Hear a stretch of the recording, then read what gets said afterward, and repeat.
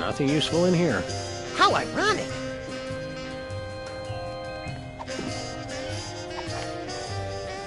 I wouldn't want to hurt poor defenseless Mr. Spatula. I wouldn't want to hurt poor defenseless Mr. Spatula.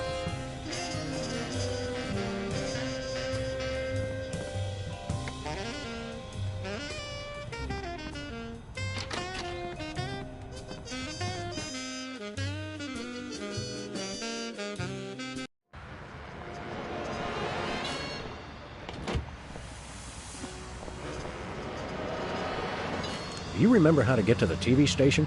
I think we usually drive there. In the car? I smell crime. I think that's grime.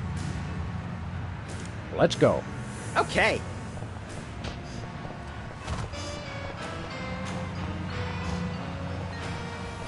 It looks like candy, but I'm pretty sure it's fish tank gravel again.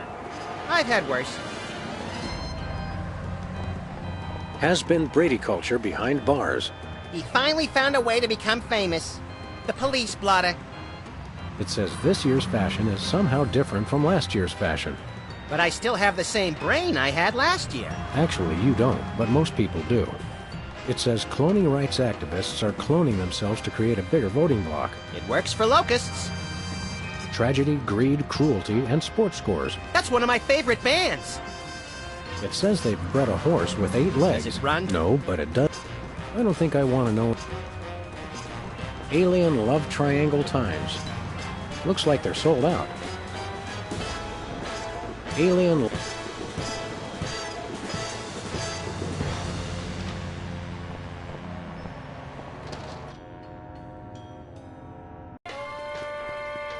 What-o? Samuel! Maximilian! What the... Oh, you're probably wondering how I know your names.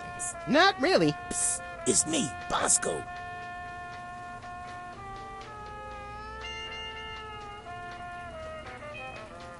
What's with the slanted soup strainer, Bosco? Bosco? I know not that moniker.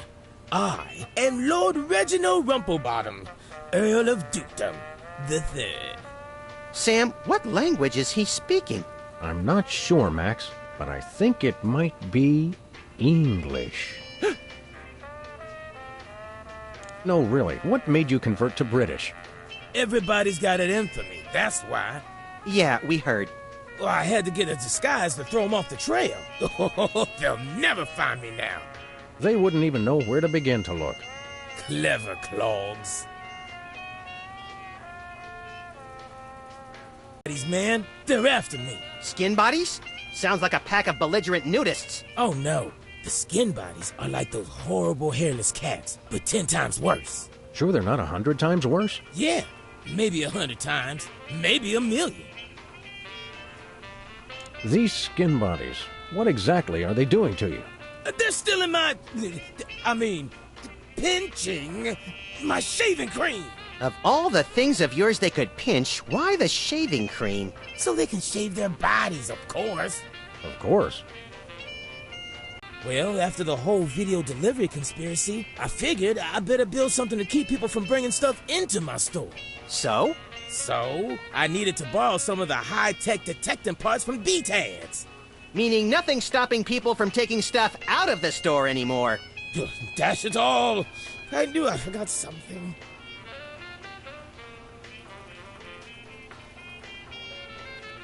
We want to buy something. Yes, Quite so, quite so. Do you have any complimentary fresh garlic? Nope. Do you have any fine leather jackets? Nope. Do you have any gumballs the size of your head? Nope. Do you have any +2 plate armor of limitless squeezability? Nope. Do you have any Pez dispensers with the head of infamous Mexican revolutionary Pancho Villa? Nope. Do you have any ketchup? Nope. Oh, wait. Got you! Blast! Drat! Dash it all! Do you have any complimentary... Nope. What have you got? Well, there is still one kind of shaving cream the blooming skin bodies haven't gotten yet. Oh, yeah, I love shaving. That's funny. I've never seen you shave. And I have a most peculiar device behind the counter. What peculiar device are you so eager to pawn off on us this time? It's the latest in Bosco tech innovation. A delightful invention I like to call a chemical-based voice modulator. Voice modulator? What's that? I do believe it's self-explanatory. We don't really have time to explain it to ourselves. Why don't you just explain it to us? Well, it alters the frequency of your voice molecules. Very useful, very useful. We'd like that voice modulator. That will be 30 shillings. Yeah, I left our shillings in my other pants. How much in dollars? Let's see. 30 shillings would be about 1 million American dollars. $1 million? No way are we giving out that many tickets. I think we'll have to find an entirely new revenue stream if we want that voice modulator. Oh, worth every shilling. Trust me. Trust me. Nothing for us. Indeed. Hands in the air, Bosco. You're coming with us. Good heavens! What is the meaning of this? We're taking you in for masquerading as a man of class and distinction. What the devil? Surely you jest. Yes, surely we do. On the bright side, now you can add the police to your long list of paranoia-induced nightmare subjects. Tch, piffle, pish-posh. Thanks, Bosco. Pip-pip, honey nut cheerio.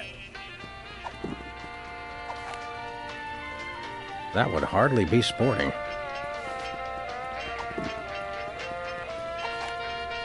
I don't want to make anybody mad. Unless there's a reason, or it seems fun.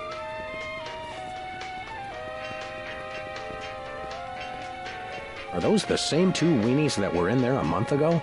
Are you the same two weenies that were in here a month ago? What do we have here? Organ Trader? Self-Loathing Weekly? Hot Bunny? Ooh, let me see that. Hot Bunny? No, Self-Loathing Weekly.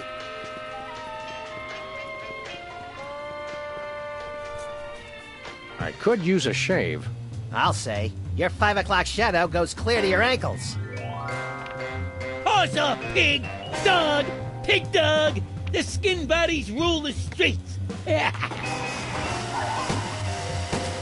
Blast! Bugger! Blimey! Bollocks! The little blighter did it again! After him! I mean, tally-ho! Tally-ho!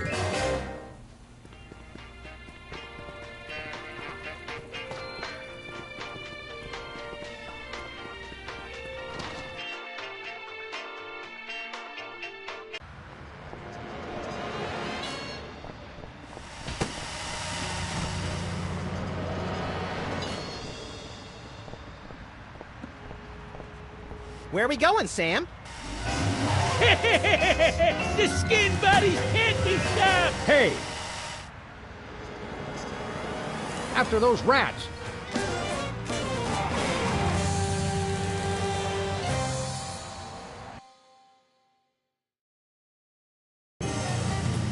There they are! Let's get them! How do those laughably small wheels move so fast? You'll never catch us! The skin bodies can't be stopped! Take the wheel, little buddy. I thought you'd never ask. Missed them. The skin bodies can't be stopped! Shoot them, Sam! Skin bodies can't... Oof! Hey, the shaving cream! Okay, hold on tight, little buddy.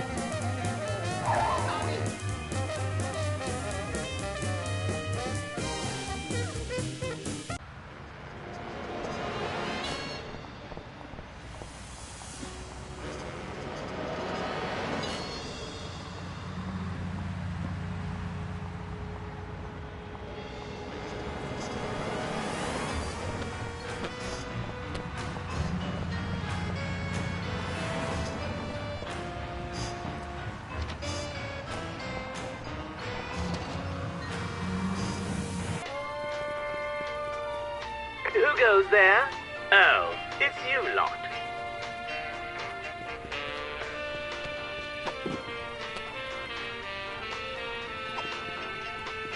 Hey, Bosco, we've retrieved your precious shaving cream. Jolly jolly good show. Jolly good. Now, if you're wondering about the reward money, yes, we do accept personal checks and all major credit cards. No, as a reward for retrieving the can of shaving cream, I hereby grant you a can of shaving cream. Gee, thanks.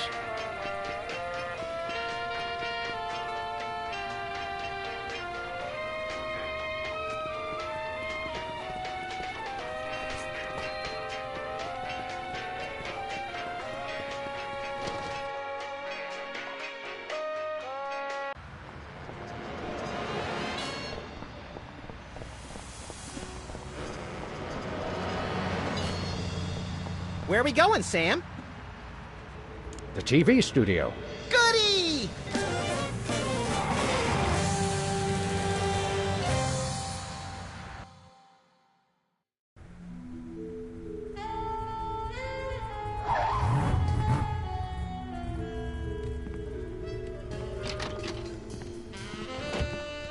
Well, here we are, Max.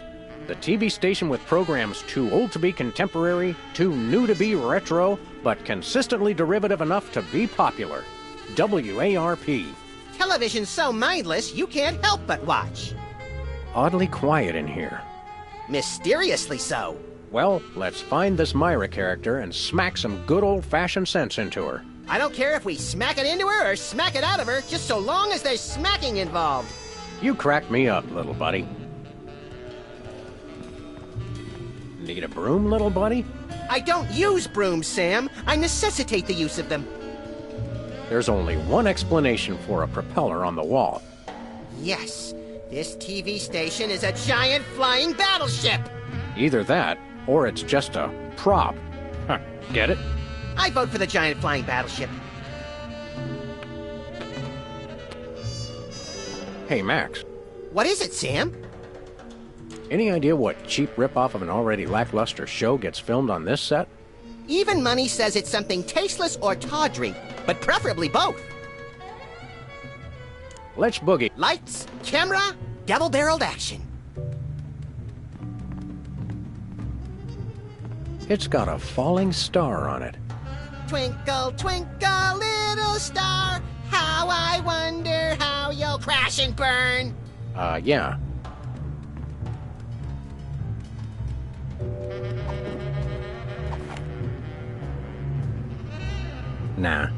Nah. The Barrel Haven, from whence comes this storybook set. Clearly from a work of unparalleled artistic vision and emotional expressiveness. No wonder I haven't seen it.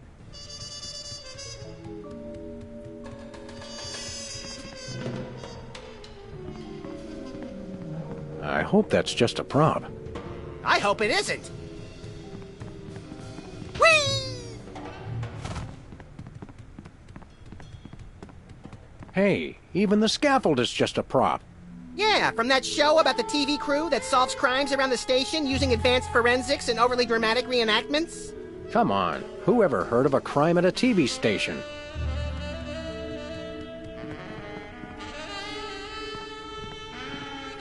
Stand aside, casually attired stagehand.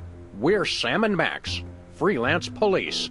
We've come to save some pathetic hostages from the clutches of... Okay, I'm gonna stop you right there. Number one, I'm not a stagehand. I am the director. The director!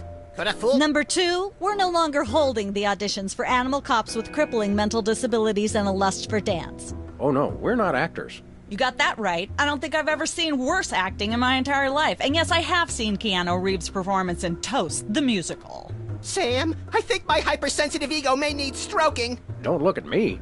Next! Who's next? You don't seem to understand. We're highly untrained police officers. But I'm just not buying the police act. I feel so invalidated. We're looking for Myra Stump, the darling hawk of... Do not mention that name in my presence. Which name, Myra or Stump? Either and or both. What's your beef with Myra? Let's just say Myra and I have creative differences. I'm creative, and she isn't. I'm sorry, what was your question? You and Myra. Why the hate? Look, Myra runs her show her way, and I run every other show my way. If she doesn't want me on her set, I could care less. You mean you couldn't care less? If you could care less, then you do care some, which doesn't really... No, I was right. I could care less because I care even less about what you're saying right now. Oh, burn! Quiet, knucklehead. What are you doing here, anyhow? What am I doing here? I'm holding auditions for Midtown Cowboys. What are you doing here? Midtown Cowboys? The critically panned but publicly adored sitcom about two cattle ranchers trying to make it in Midtown Manhattan? Yes, well summarized. You're hiring extras? No, I'm hiring the stars. The two main characters went on Myra a couple days ago, and I haven't heard from them since. I need replacements ASAP. Sam, did you hear that? If we can pass one lousy audition, sitcom stardom will finally be ours! Rocketing to fame for the most insubstantial of reasons. That truly is the American dream.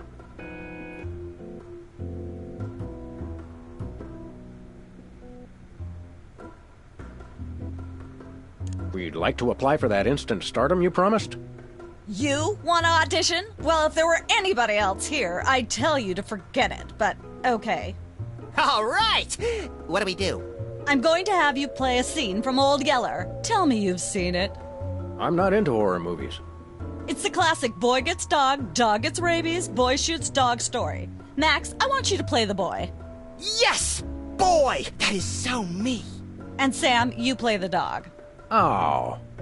Okay, Sam, ready? I need you to act like you've got full-blown rabies. Understand? What's my motivation? You're a mad dog. Now, show me rabbit. Grr. No, dig deep. You should be just frothing mad. You never know when a little shaving cream might come in handy.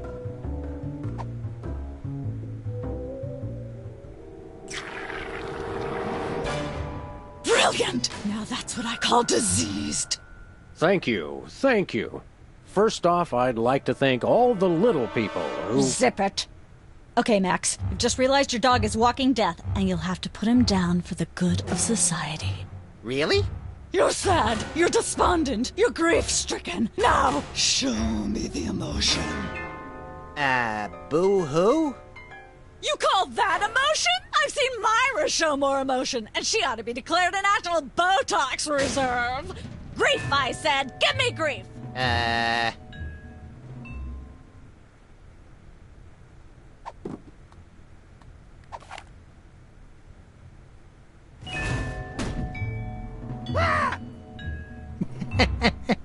Perfect. Now, the fateful moment has arrived. Despite your immense grief, you must put your beloved companion out of his misery. Okay. Uh-oh.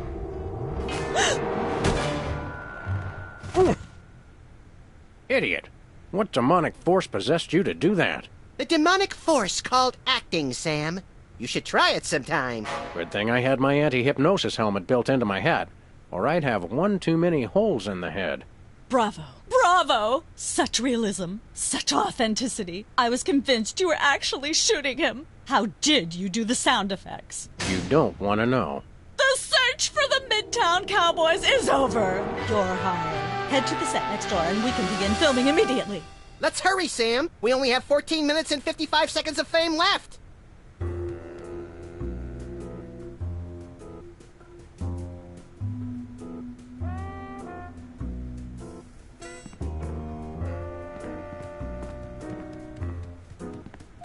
All right, people, let's get the stage set up. The celebrity host will be here any minute.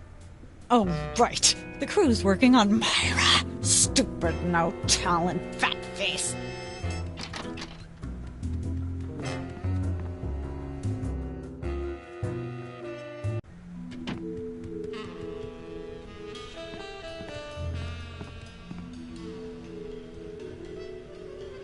Weren't you just...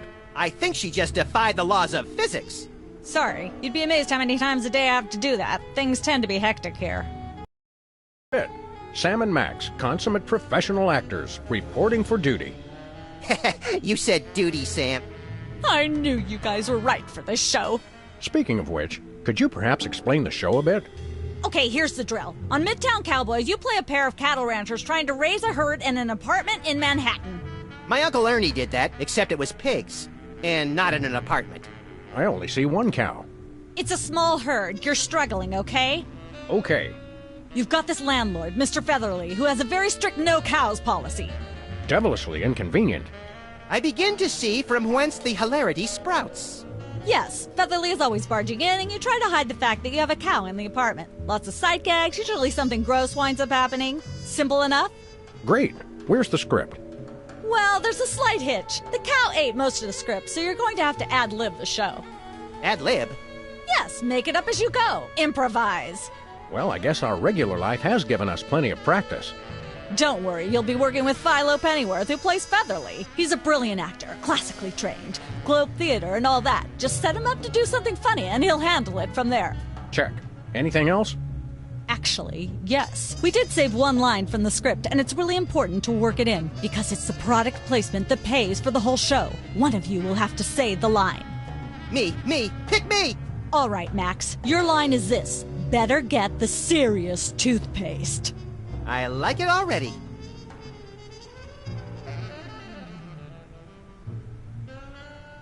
We're as ready as we're ever going to be. Let's start taping the show. Okay, now remember, your landlord's at the door, and you don't want him to know you've got a cow in there. Ready? Action! They're probably hiding a cow. Open up in there! I know you're hiding a cow!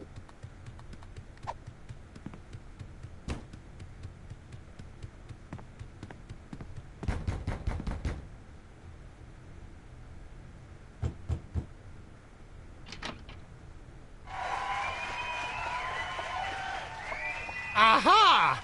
I know you've got a... Well, who's your guest, boys? I'd like to introduce you to my good friend, Colonel Sanders. Oh, Colonel Sanders? What? Cut!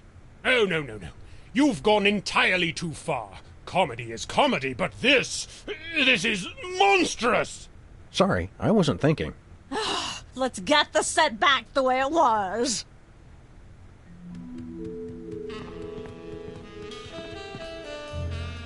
Hi, Mom. Let's have another... See if you can squeeze in some gross-out humor.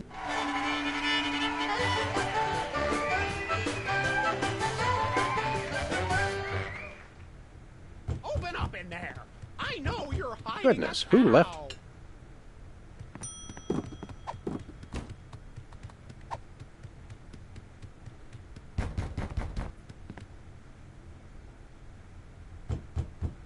Okay, now don't move. Or moo either.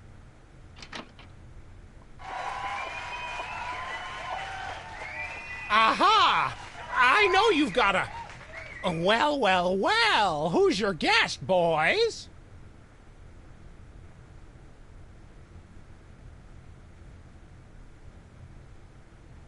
This is Saint Okefenokee, patron saint of landlords. You can tell by the rinky-dink halo. Saint of landlords? Well, maybe you can give me some help. You see, I've got these tenants down in 2C who sublet their bathtub to the U.S. Navy, see, and...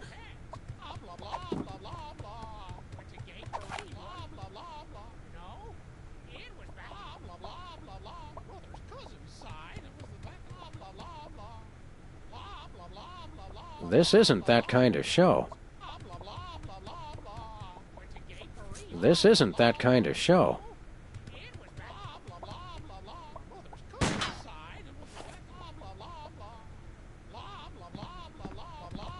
This could use some sprucing up. Whatever happened to our can of spray paint? I refuse to answer on the grounds that I may incriminate both myself and a prominent local politician. Say no more.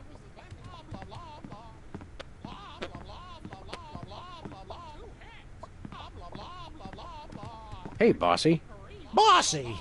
That's a funny name.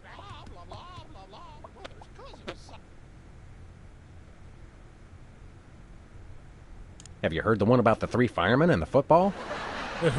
Please, this isn't that sort of a show. Save it for Myra. Cut! Let's get the set back the way it was.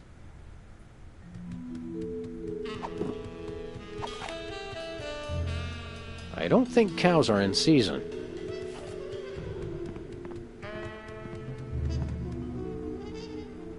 What time? Don't.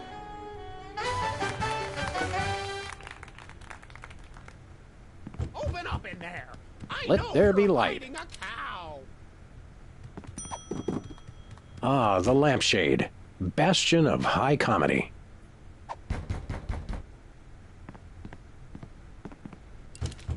There we go. Life of the party.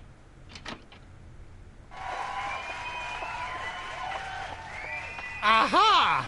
I know you've got a... Well, well, well. Who's your guest, boys?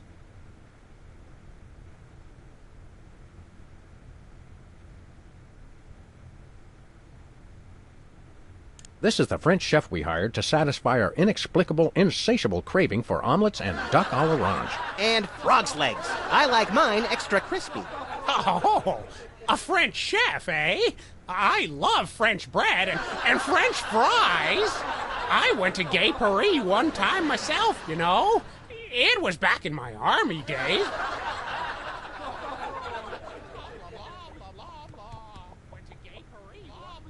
Goodness, who left this lying here? Whee!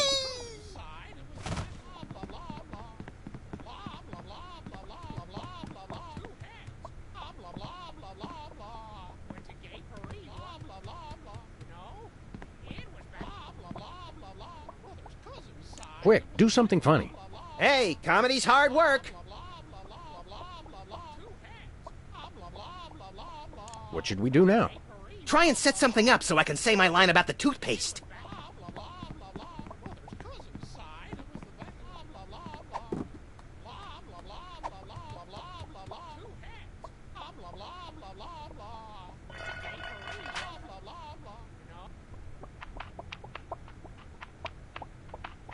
Say, what's this? I'm sorry, what was that you said?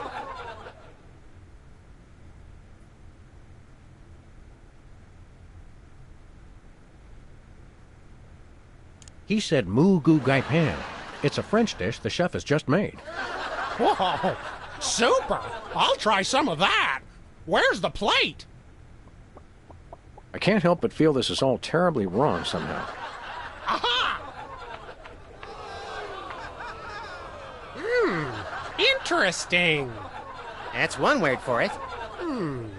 There's a familiar flavor. Fennel, maybe? Kentucky bluegrass, I think. This moo-moo whatever stuff is really good. What's it called in English? Cow pie. Really? Well, that's funny. It sounds just like...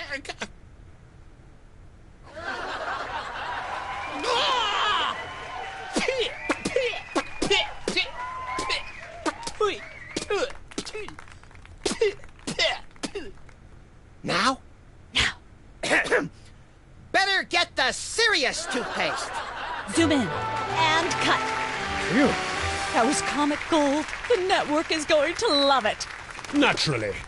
I'll be in my dressing room refreshing my muse. Don't call me for at least an hour. Nice work, you guys. Here's a clip for your reel. Thanks. Let's get the set back the way it was.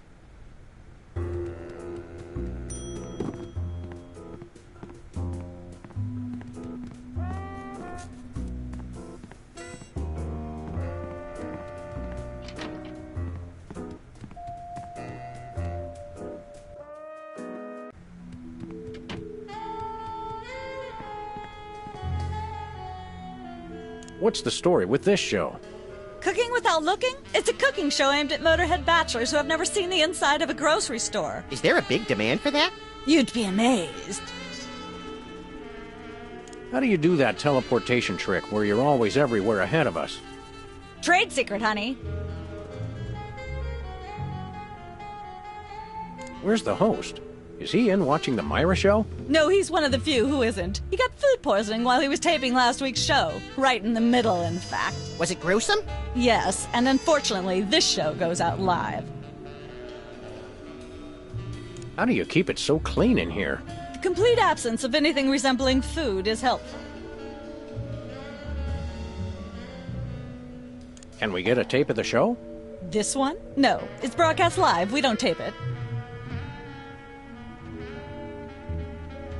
Aren't there fruits or vegetables of any sort around here? Just the crew. Ha! I never get tired of that one.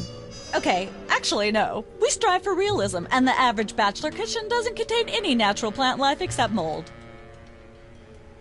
See ya. Probably.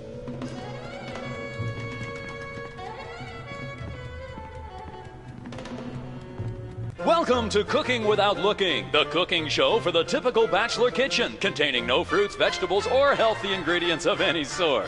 The show where we take a random assortment of condiments and barely edible items and create a meal within minutes. Filling in for Chuck Flagon this week, these guys.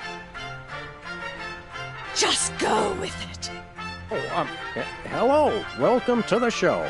Thanks, Sam. It's great to be here. Not you, Buckethead. The audience.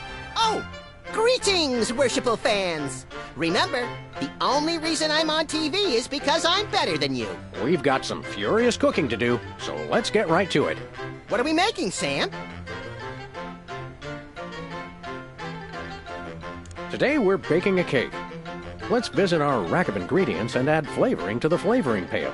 I'm pretty sure that's a pot, Sam. Max, let's leave the cooking to me and the eating to you.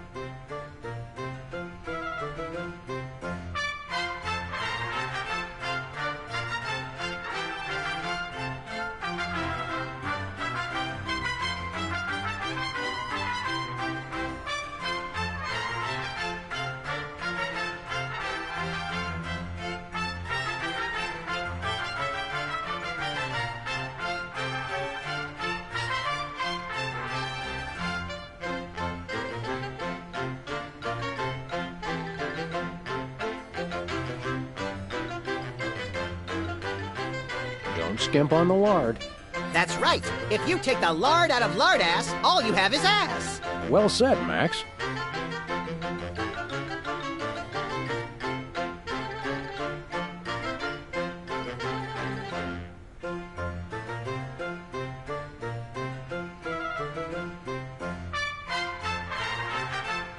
You want to use the sulfuric acid sparingly. It can easily overwhelm the other ingredients. And your taste buds, and your esophagus. Can we say enough about roofing tile shards? Obviously, we can.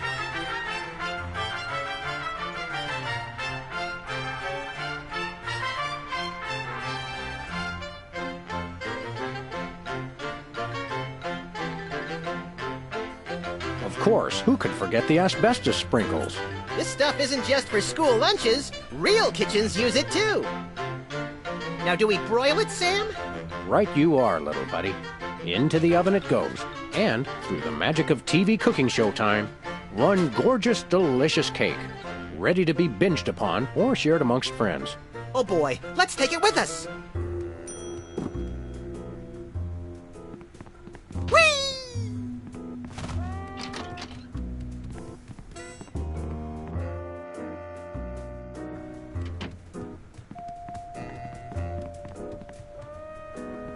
Ah, nature.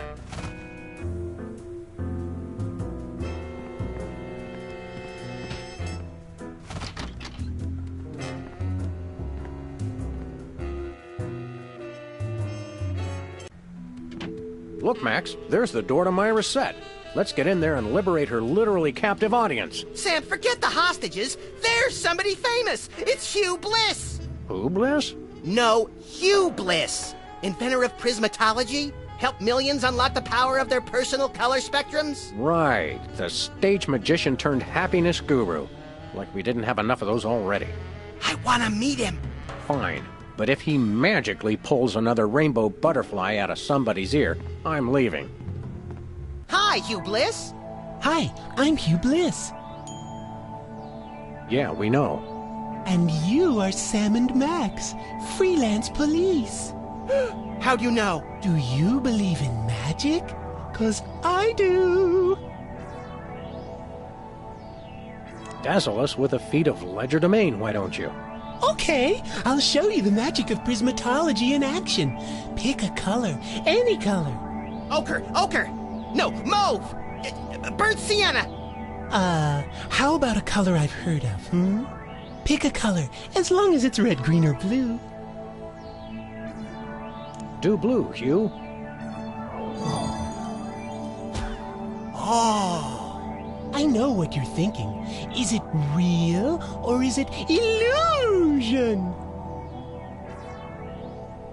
I challenge you to change color. Okay. It's not easy being green. Oh, but it is with magic.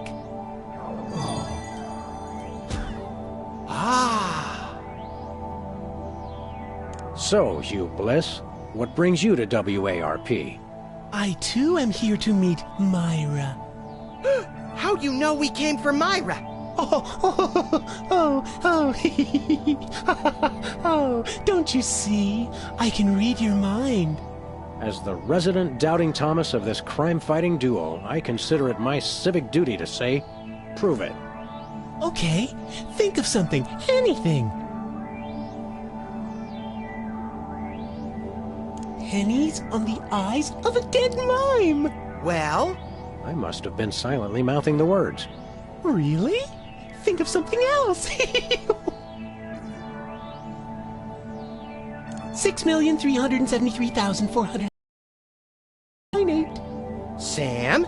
Lucky guess. Was it? Think of something else. Hugh Bliss is a big fat charlatan. Was he right? Big deal. Everyone thinks that. Oh? Think of something else. Enough of this ridiculous farce. Stop it. Do me! Oh my! That's unspeakably depraved. Yeah, you got it! Wow, you're amazing. What's your business with Myra? I'm to be a guest on her show, silly. Yeah, silly.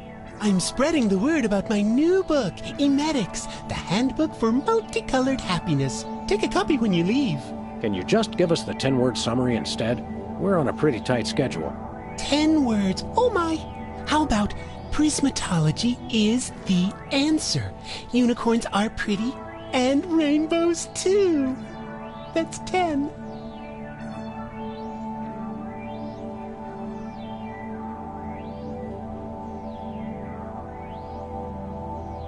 What's the story on this prismatology flapdoodle? Prismatology is only the greatest intellectual, emotional, and spiritual revolution ever to grace this fair planet. Thank goodness we have someone who can give an impartial assessment. Shh! Tell us more. Join Prismatology today, and you too can experience the magic of true bliss. That goes against everything I've ever hoped for, and yet now I'm strangely attracted to the notion. Snap out of it, little buddy. We've got a case to solve. Sorry to interrupt your little joy fest, but I've got a situation here. Never fear, pretty lady. Hugh Bliss is here. Yeah. Anyway, our game show host went on Myra hours ago, and he still hasn't come out. Think you can fill in till he gets back? Can a butterfly fly? Yes, it can. Oh, what do I do? When a contestant comes to the podium, just read him a question from the card. Then, when he gets it wrong, insult him and tell him to get off the stage. Oh, no. Prismatology teaches us to love everyone, no matter what. Right, just read the cards. Okay. I still love you.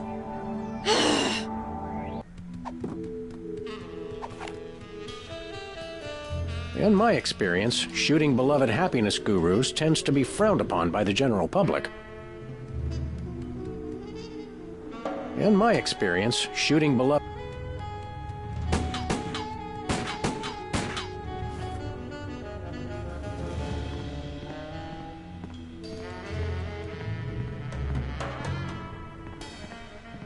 We've got a contestant, people! Hit it! From somewhere deep within the bowels of WARP, it's Who's Never Going to Be a Millionaire? With special guest host, Hugh Bliss. Hi, I'm Hugh Bliss. Our first contestants are a pair of professional freelance police officers. They enjoy firing their guns randomly and running over things. Please welcome Sam and Max. Listen, Sam, they love us! Welcome. You know the rules. If you can answer even one question correctly, you'll walk away a millionaire. Start loading the armored cars, Hugh, because my brain's stuffed with enough worthless trivia to power a small Chilean village for decades. It's true! Okay, are you ready? Oh, happy day. It's an easy one. If a man sets out from the Horsehead Nebula in a spaceship traveling at thrice the speed of light, and his father leaves from Rigel 2 at the same time going half the speed, how many nanoseconds will it be before time paradox causes the first man never to have been born?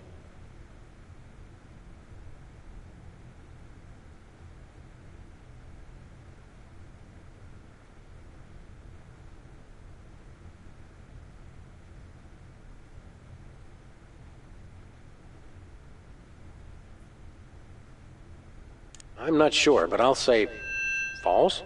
That's not really a valid answer. You lose! This is an outrage! I demand a recount! We do have a fabulous consolation prize, a copy of Emetics by me, Hugh Bliss. No thanks. I'm content to leave with just my burning shame and newfound sense of inadequacy. Okay. Find out which poor schmuck will be the next to blow his chance at millions right after these messages.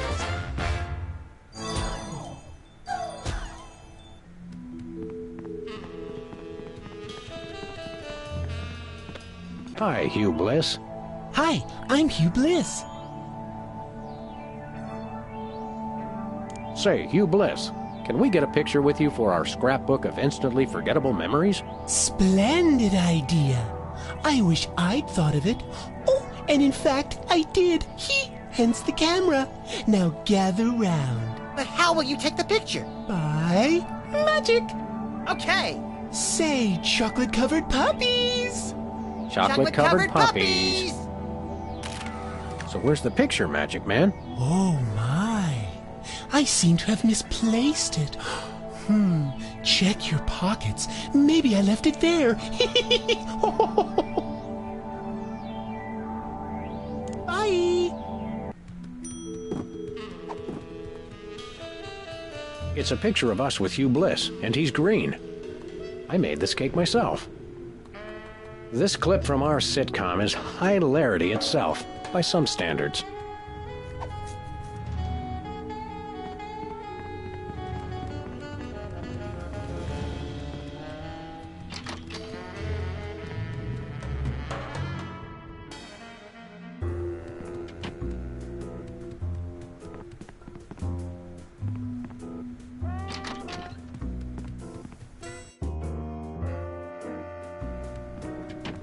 I just don't see how you can sing and be a judge. I don't think the public would swallow that.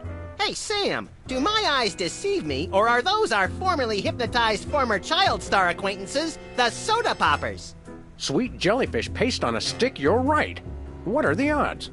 Could we find another judge? What about one of those guys? I don't suppose either of you would be interested in being a judge on Embarrassing Idol, the hot new show where we make uncomfortable entertainment out of people's misplaced faith in their own singing ability. Oh, me! I promise I'll be completely unbiased in my abuse of the contestants. Fine. Take a seat. Goody! I get to sing! Welcome back to Embarrassing Idol. The judges are chomping at the bit, so say hello to our first contestant, Peepers. Am I blue? Who are you? Can I fly? Well, that was a bit sloppy, but I particularly liked how you hit that high note. That always impresses me. I think you'll get my vote. I'm definitely voting for you. After all, you are my brother. Very impressive. You sound almost exactly like a sick cat being dragged through rusty farm machinery. But this is a singing contest, so I think I'll have to vote for someone else. Is there anyone else? Not so far. Yay!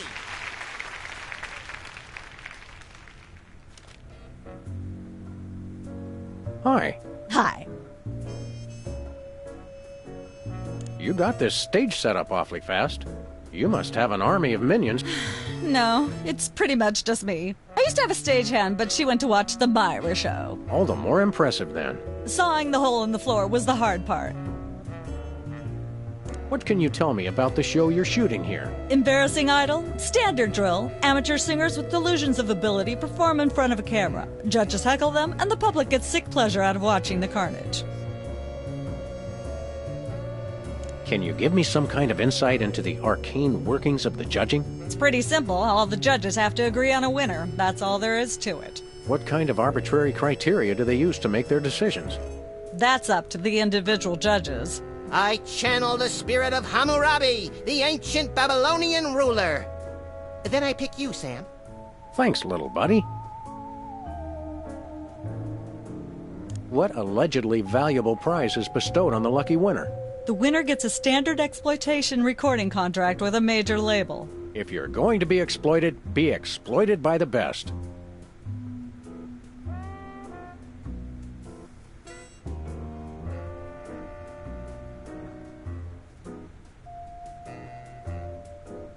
That seems clear. Thank goodness. What's it like working with the soda poppers? Oh, the usual. They prance around and make unreasonable demands, but they knuckle under because they're desperate to be working at all. Same as the rest of us, really. Your bleak outlook is oddly refreshing.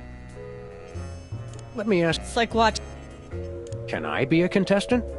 I often sing in the shower, and hardly anyone complains. Sure, we're pretty desperate for contestants at the moment. We had more, but they went in to watch the Myra show and we never saw them again. Highly suspicious. That seems clear. Thank goodness.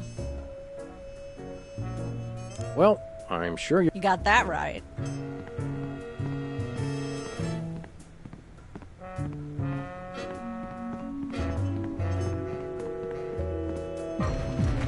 Ladies and gentlemen, please welcome our next contestant, Sam. Hello. I'd like to do a little song I call...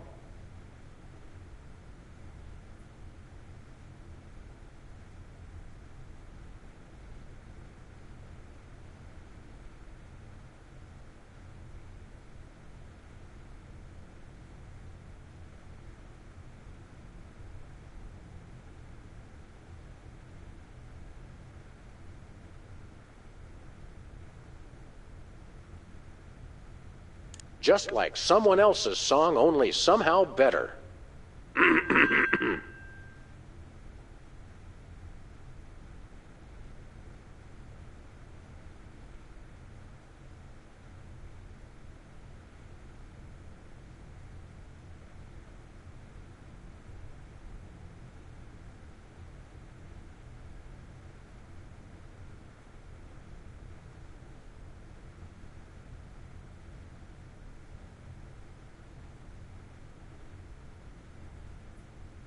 Howling at that drippy old hunk of moon.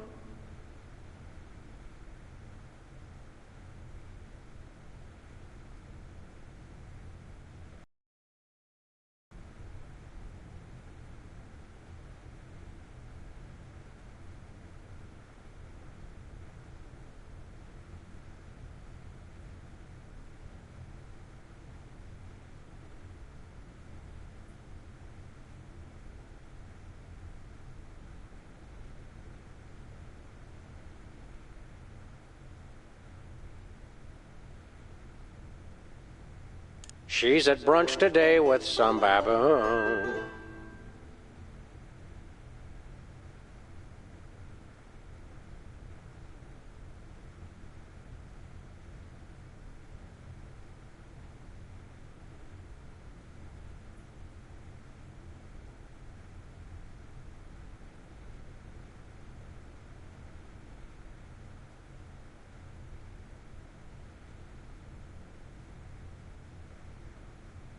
And so I wrote this extremely catchy tune. And let's hear from our judges. Bravo! Your wobbly tenor is way better than Peeper's shrill squawking. Your stylings are quite interesting, but I noticed you never really hit a high note. Peepers is still getting my vote. You sing beautifully, and your lyrics are enchanting. But Peepers is my brother, so I pretty much have to vote for him. Oh. Remember, folks, on Embarrassing Idol, the decision of the judges must be unanimous. Stay tuned for more exciting action after this. And we're cut. It's okay to sing again if you want to, by the way. Could improve your chances.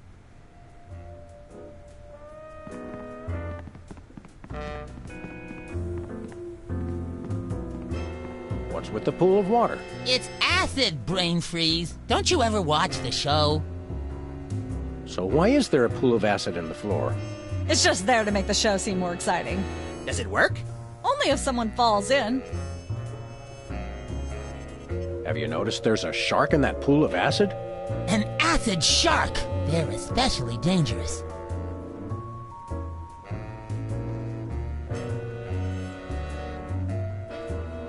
Hello, little acid shark. Can we get an acid shark, Sam, please? I don't think so. Remember what happened with the sea monkeys? Aww. Last time we saw you, you and your diminutive former child star brothers were in the thrall of a megalomaniac hypnotist with bad hair. What have you been up to since then? Well, after you hit us over the head... Repeatedly. Our careers have taken an upswing. Clearly. Hey, being a judge on Embarrassing Idol is a tremendous opportunity. I'm feeling the magic already.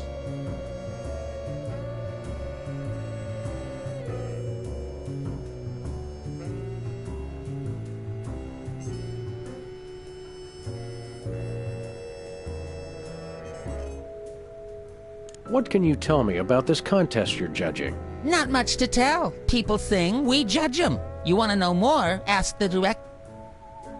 Tell me about the criteria you use in judging a singing contest, such as this one. I'm a stickler for technical proficiency. Usually I look for a high note. Someone who can hit a really high note always impresses me. I see. If you'll excuse me, I've got some lines to color outside of.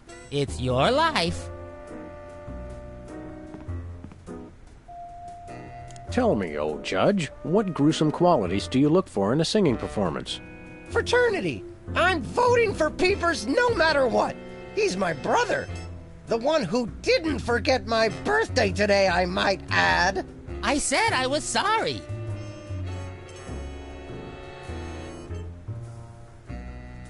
What kind of perks go with this gig? Do you get fancy dressing rooms and candy sorted by color? Ooh, craft services food.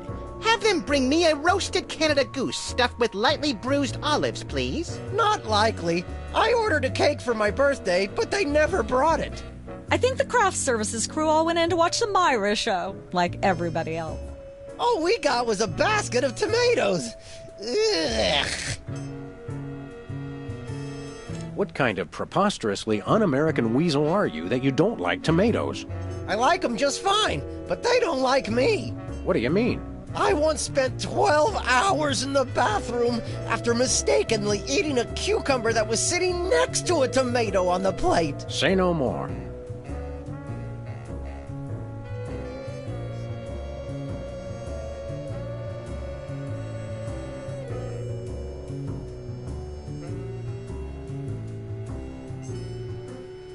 Remind me again how you go about judging a singing performance?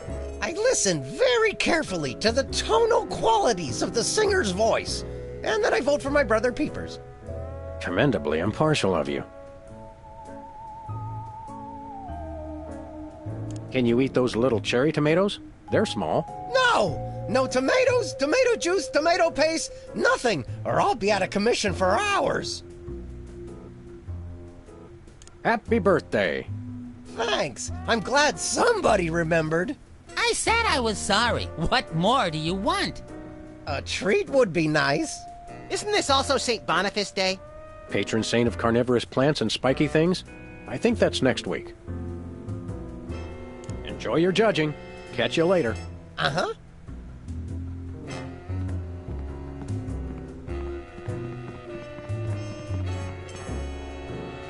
that your mug? No, it was here when I got here, last week. Ew.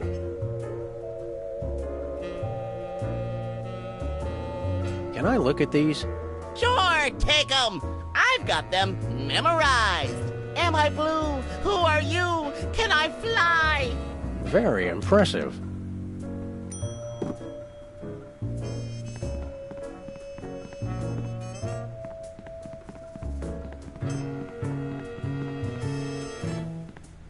Fascinating. Fascinating. Fascinating. Fascinating.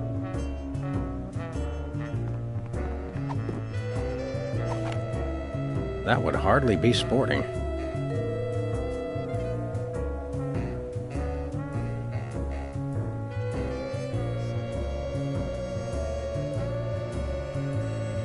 That would hardly...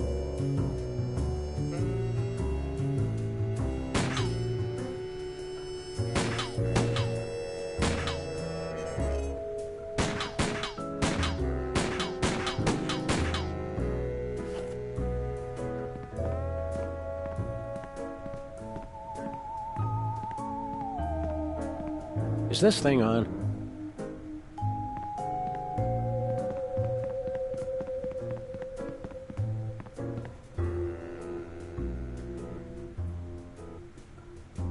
Any advice about your fellow judges? Well, word around the local judging circles is that Specs is a sucker for a really high note. But Whizzer, I don't know. I don't think you're going to be able to get him to change his vote. Well, perhaps I can deal with him some other way.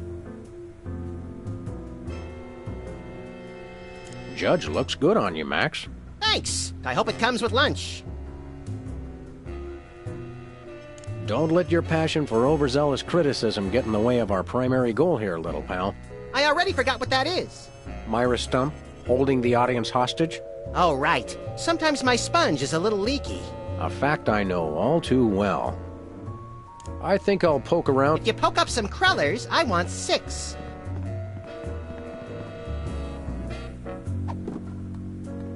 Am I blue? Who are you? Can I fly?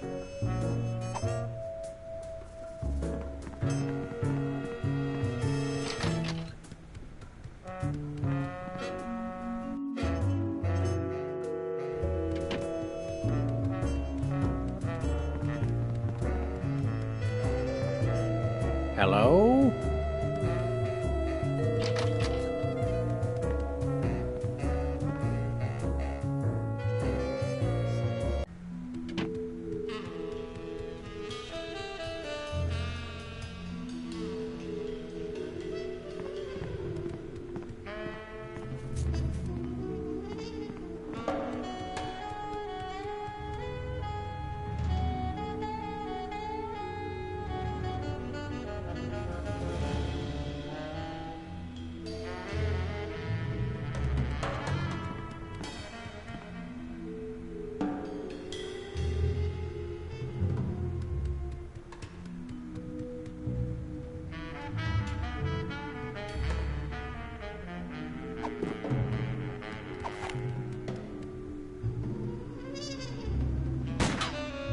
Nah.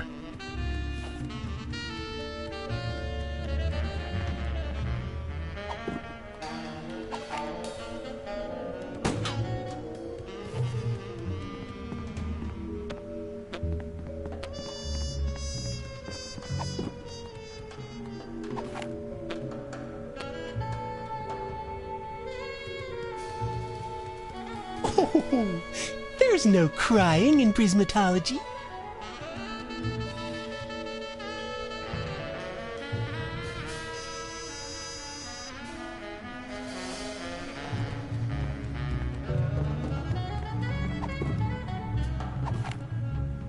I don't want to make anybody...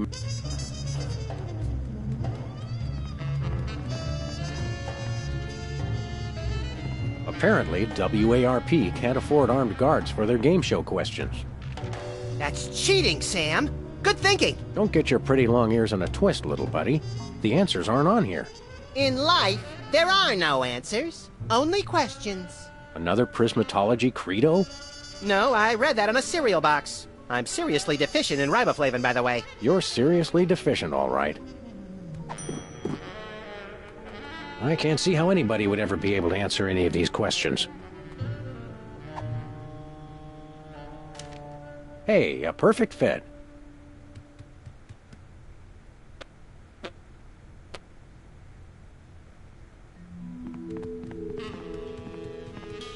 We've got another contestant. Hit it! Welcome back. Our next contestants are these guys again.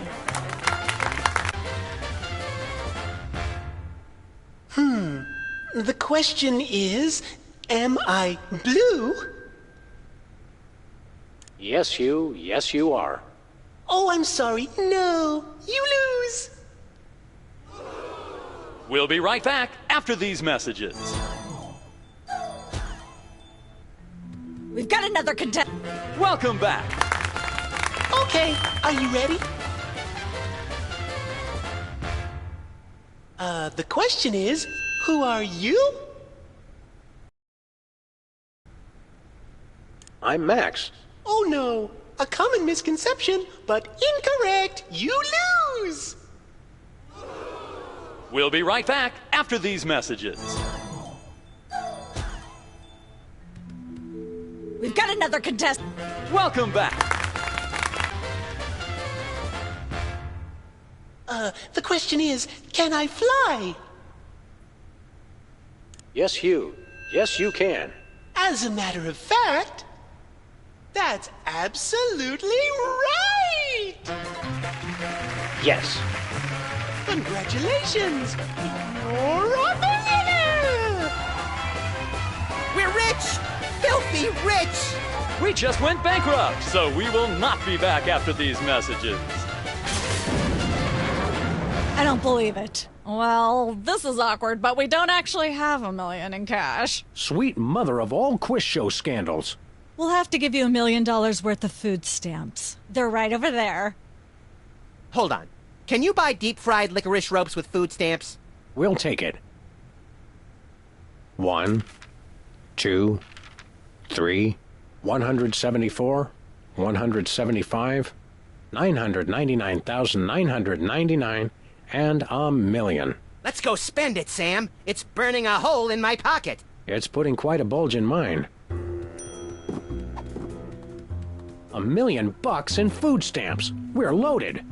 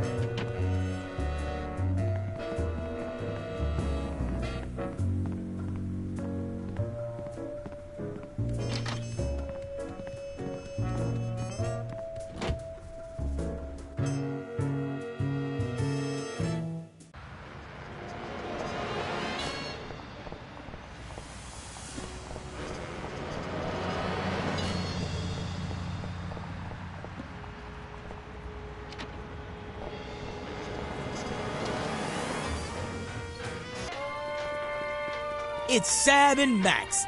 I saw you on the telly. How do you watch TV from in there? Oh, I've got monitors you don't even know about.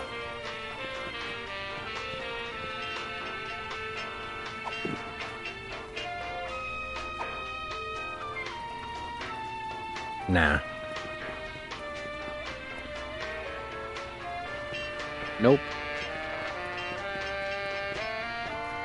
Do you know anything about advanced analytical combinatorial wave particle physics? Only what I read on the wall of the men's room. Do you know anything about advanced analytical combinatorial wave particle physics? Only what I...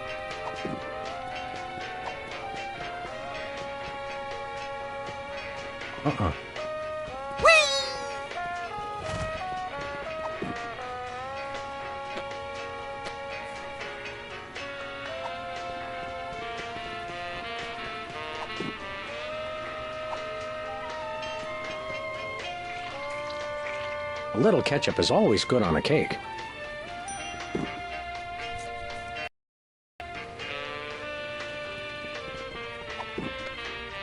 Everyone loves a cake with ketchup icing.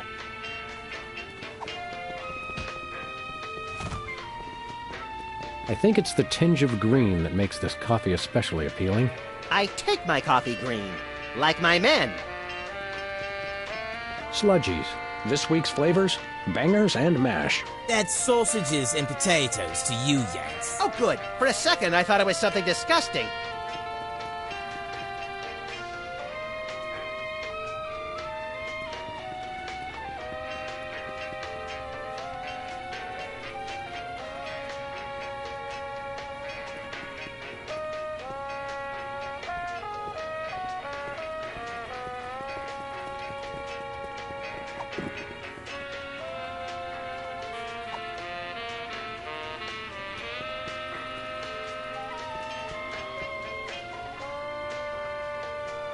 Want to see a neat picture?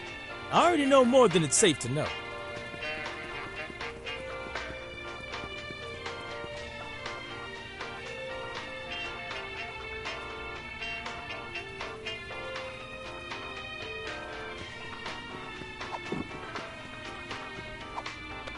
We want to buy something. Quite so. We come bearing 1 million American dollars. Now hand over the voice modulator. Blimey! Food stamps? Well, I suppose I must accept them. Balderdash government conspiracy. It's hogwash. Complete card swallow. Here then is your chemical-based voice modulator. This is a helium balloon strapped to an inhaler.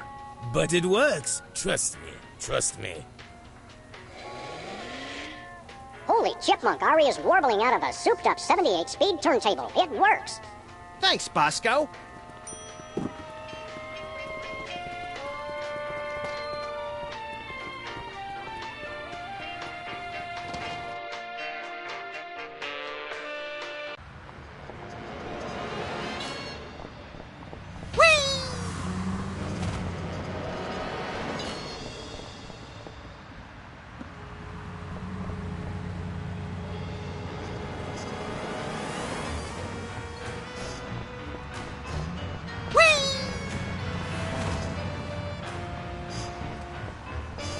Spin the Bottle Championship is coming up.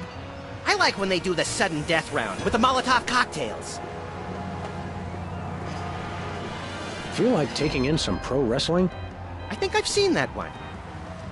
We should go to Switzerland sometime, Max. Nah, they always jip you on the cheese. It's like half air. Hey, it's the Indie Angst Film Festival. What do they do? Show that second movie over and over again?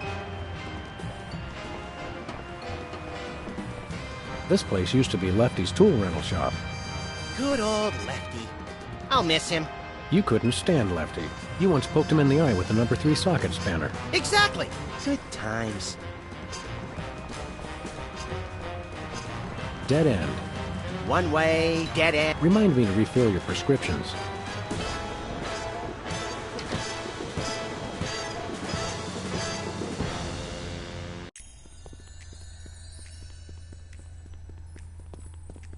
That may be the least relaxing sign I've ever seen. What about the one at the barber shop that says low fatality rate? I stand corrected. Sam! Max! How nice to see you! I don't suppose you have any candid photos of little green men feeling frisky, do you? Huh? It's my new career! I'm a tabloid publisher specializing in the thoughtful analysis of groundbreaking news of interest to myself and others like me. What's it called? The Alien Love Triangle Times. What was it you said about a photo? My new tabloid, the Alien Love Triangle Times, needs a cover photo of an extraterrestrial biological entity, or alien as the unwashed masses calls them, caught getting cozy with some of the locals. Sybil, I'd like the record to show that although I support you as a friend, your latest project makes my skin decidedly crawly. Me too, and I like it.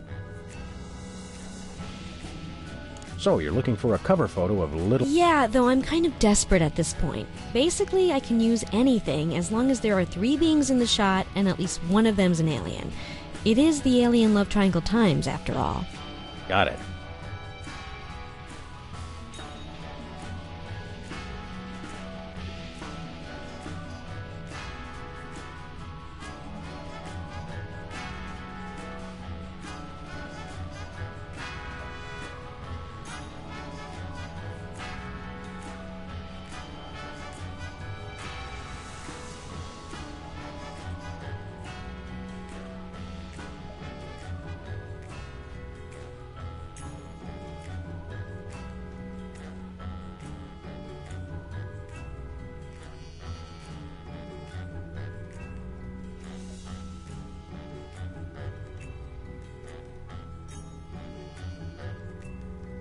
There's nothing like good, hard-nosed journalism. You said it. It's time to find out... Like, what did those poor cattle do to deserve that? No! What do aliens do for romance? Do they love? How do they get their other... By playing slots in Keno? That'd explain why they're always seen in Nevada. Have you learned anything interesting since you started this, magazine? I learned why Elvis had such an otherworldly voice. Elvis was not an alien. Sure he was. He just wore makeup to cover his emerald green skin. Frankly, Sybil, this project is disturbing, as well as distressingly intimate. Like seeing Stephen King getting a hot butter massage. Oh, you saw last week's issue. Is anybody else an alien that we might not know about? Dr. Phil. Well, that goes without saying. Is anybody else an alien that we might not know about? Yes. So you're a publisher now? What happened to psychotherapy? I've always had a fascination with the suppressed and the sensual, and for telling people too much about both. Publishing the Alien Love Triangle Times is a logical extension of all my previous careers. Except maybe Vatican spokesperson. Are you doing any psychotherapy on the side? Only on space aliens. I guess that narrows your clientele quite a bit. No, not really. How about a quick analysis, for old time's sake? Oh, all right. Think of a number between 1 and 4. 2. You're harboring feelings of guilt over previous feelings of remorse. That's so true. How about another quick analysis? Oh, all right. Think of a number between 1 and 4.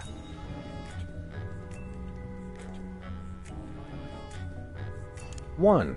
Sounds like inverse paranoia to me. What don't you mean by that? Mm-hmm.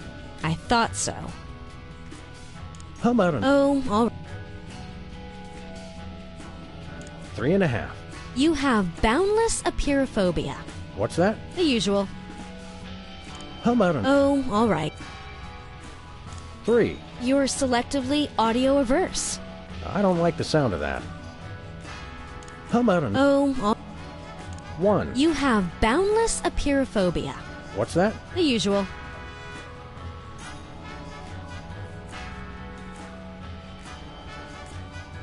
We'll be... Keep watching the...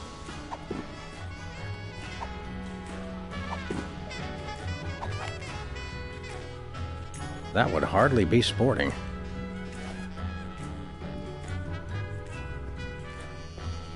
Hold all my calls, please. Hey, keep away from my intercom.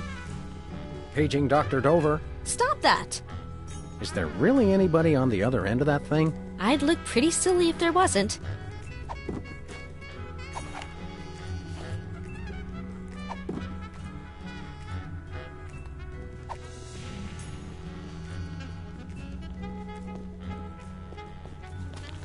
Sam, this is perfect. This photo is a capstone. It succinctly summarizes over 30 years of extraterrestrial-related photographic evidence. Sybil, that photo is a hoax. Exactly. I couldn't have asked for better. Now I can print the paper. Available at newsstands now.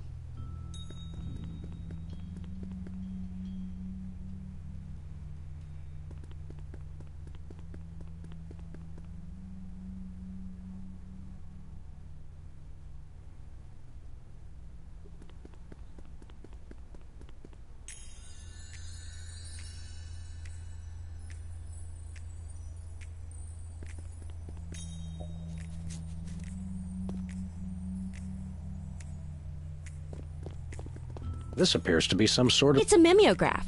I use it to print my tabloid.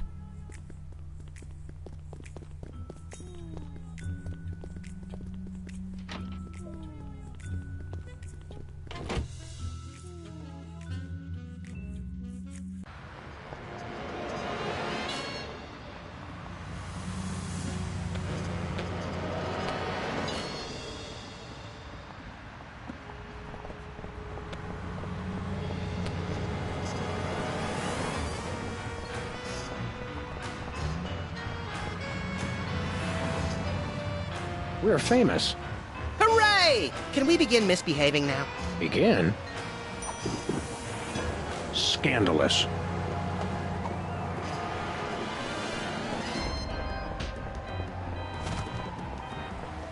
Where are we going, Sam? The TV? Goody!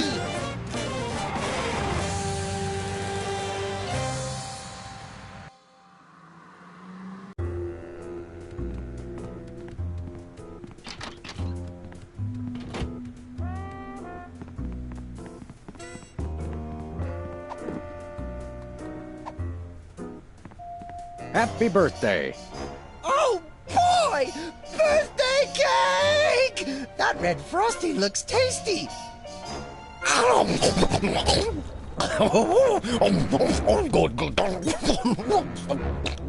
Excuse me. Boy, that was really... really... Uh-oh. Time out for number 2! What the? Darn it! He'd better not be going to see Myra.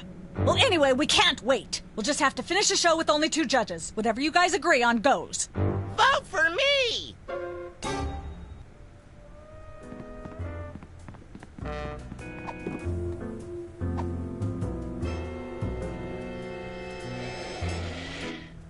Testing. 1, 2, 3. Ladies and gentlemen, please welcome our next contestant, Sam. Hello. I'd like to do a little song I call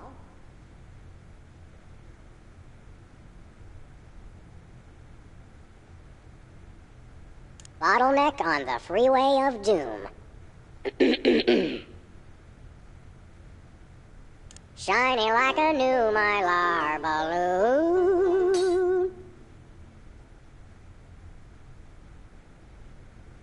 Playing cocktail angst on my bassoon.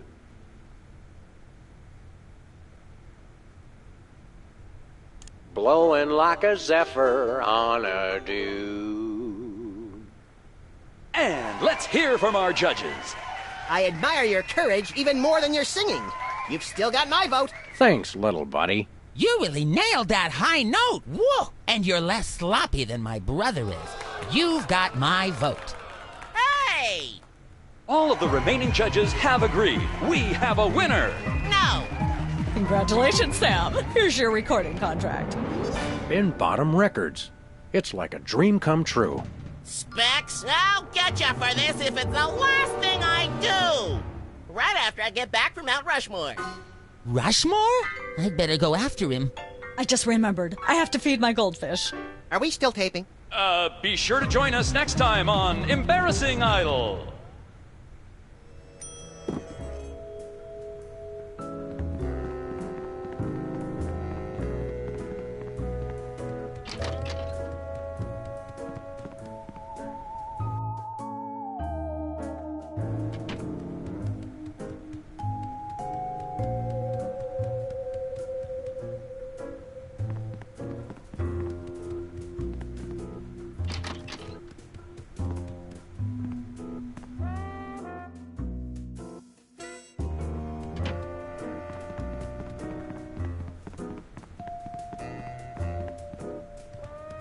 It's polite to knock. You do know we're taping a show here.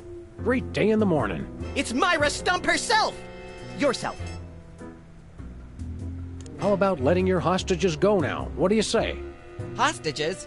They're my guests. You know, if there's one that fries my burger, it's the rampant victim culture in American media today. Oh, boo-hoo! Myra's audience all got luxury minivans. Now they have to worry about where they're going to park. Bah! I know what you mean, Myra. It's like I'm always telling people, don't think of it as a bullet wound. Think of it as a transfusion opportunity. Seriously, we're officers of the law, more or less, and we'll have to insist that you free the hostages. Of course. Just as soon as the show's over. And when is that exactly? Oh, who can say? We still have so many gifting opportunities.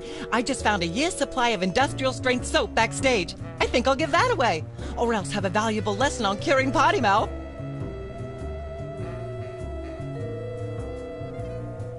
Your eyes look a little spirally. Are you feeling all right? Of course I am, sweetheart. By the way, when was the last time you brushed your teeth? And you should really be flossing. You certainly sound like your normal self. But why are you keeping everybody in there? I'm just doing what I always do. Slave and toil to put on the best show possible. It's just, after opening presents from well-wishers, I felt so compelled to make this show extra special. Don't be alarmed, but I'm beginning to suspect that you might be hypnotized. Don't be silly. Hypnotism is just an excuse people use today to abdicate responsibility. I hate how this country's become a bushel of Bill and Betty brainwashies. Hypnotized or not, that sounds like Myra's patented blend of lovingly cutting criticism and charismatic know-it-allatry. Are you sure you're not hypnotized? Of course not. I'm just inspired, and even more so than usual. Can we come in and see the show? Can you? Don't you mean... May we come in and see the show? That's much better. No, we're at full capacity. The only people getting in now are famous people who are appearing on the show.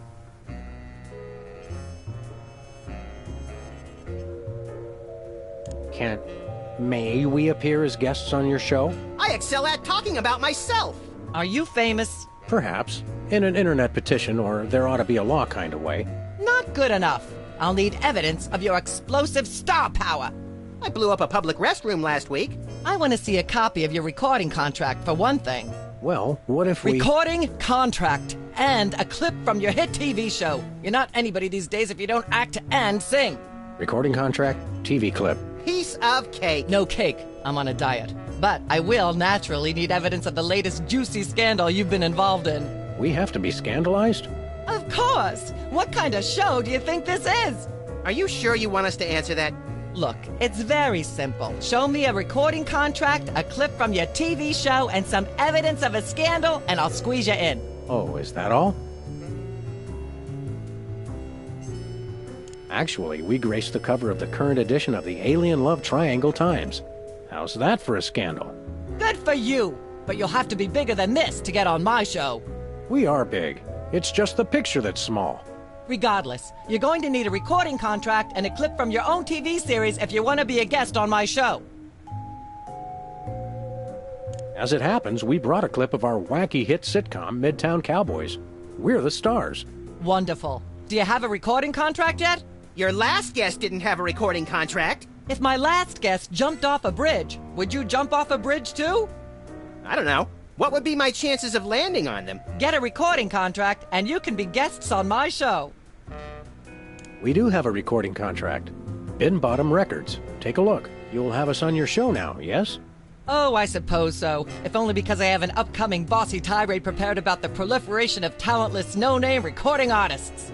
Yay! Naturally, I will expect you to be on your best behavior and agree with everything I say and answer every question I have and don't interrupt and keep your elbows off the table and use your indoor voice. What about... While you're on my show, you stay in your seats at all times. You do not interrupt me when I'm talking, and you treat the audience with the utmost respect, even if you become less sure with each passing year that they deserve it.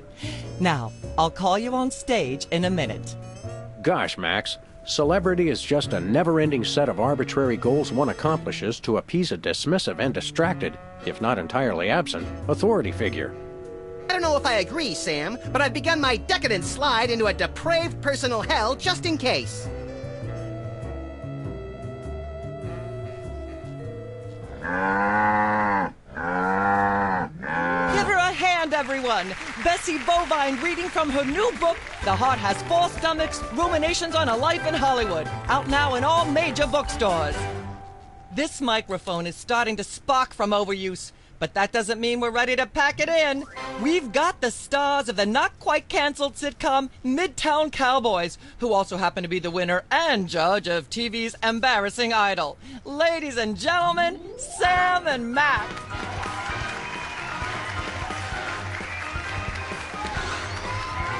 Hold the hayride, little pal.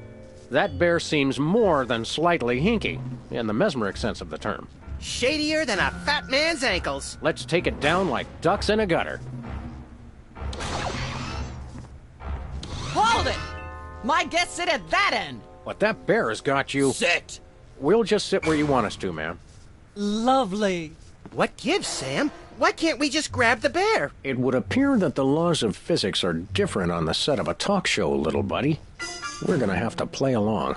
Sam and Max, you talented, hot new celebrities who've taken the entertainment world by storm. So naturally, we all want to hear everything about your involvement in the scandal detailed in the Alien Love Triangle Times.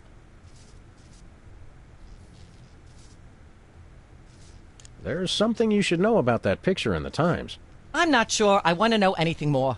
Maybe you big Hollywood types thinks it's funny to flaunt your polyplanetary pickups, but the rest of us find alien love triangles, frankly, disgusting. But the photo is not quite what it seems. How so? It doesn't tell the whole story. There's someone else involved. Someone the picture doesn't show. How shocking. Who? One of the soda poppers. Oh, my. Which one?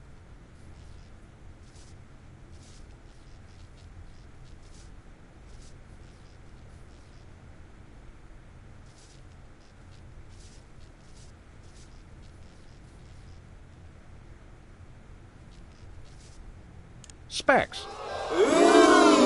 Oh, my goodness.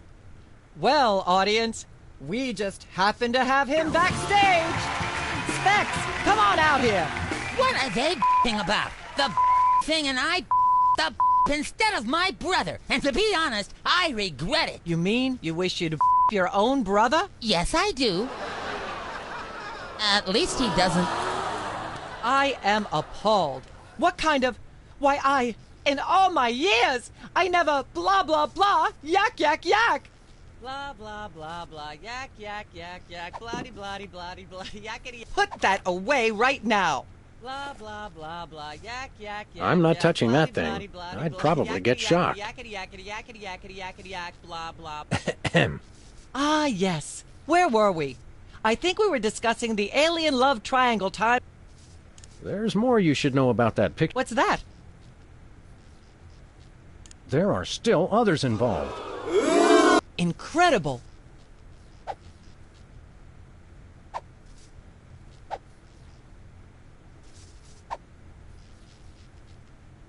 One of the soda poppers. Oh, my. Peepers.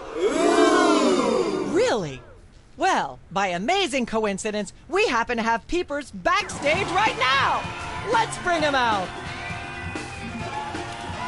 It's not true, Wall. All that happened was they snatched my lyrics. I can't even imagine what horrifying act that's slang for. How are any of us supposed to listen to Burt Bacharach being interviewed without blah, blah, blah, yak, yak, yak? Blah, blah, blah, blah, yak, yak, yak, yak, blah-de, blah-de, blah-de, blah, yakety, yakety, yakety, yakety, yakety, yakety, yakety, yak, blah. Ah, yes. Where were we? I think we were discussing the alien love triangle of yours. I'd like to talk about me. I prefer my guests' naked egos to be just a little less naked, dear.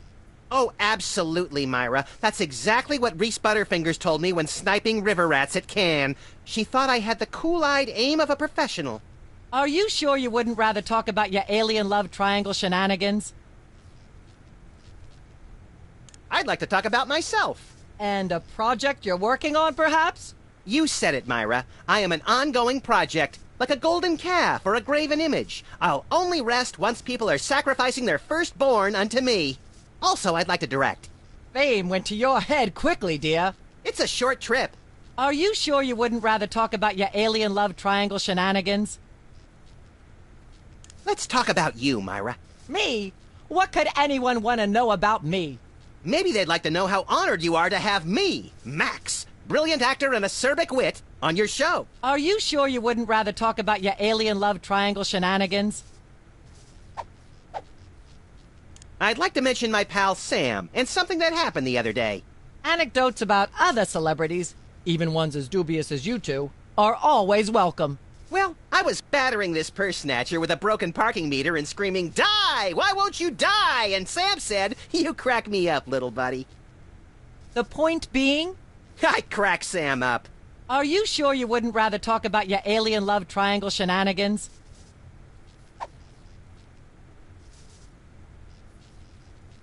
There's more you should know about that. What's that? It doesn't tell the whole story. You're joking. Who?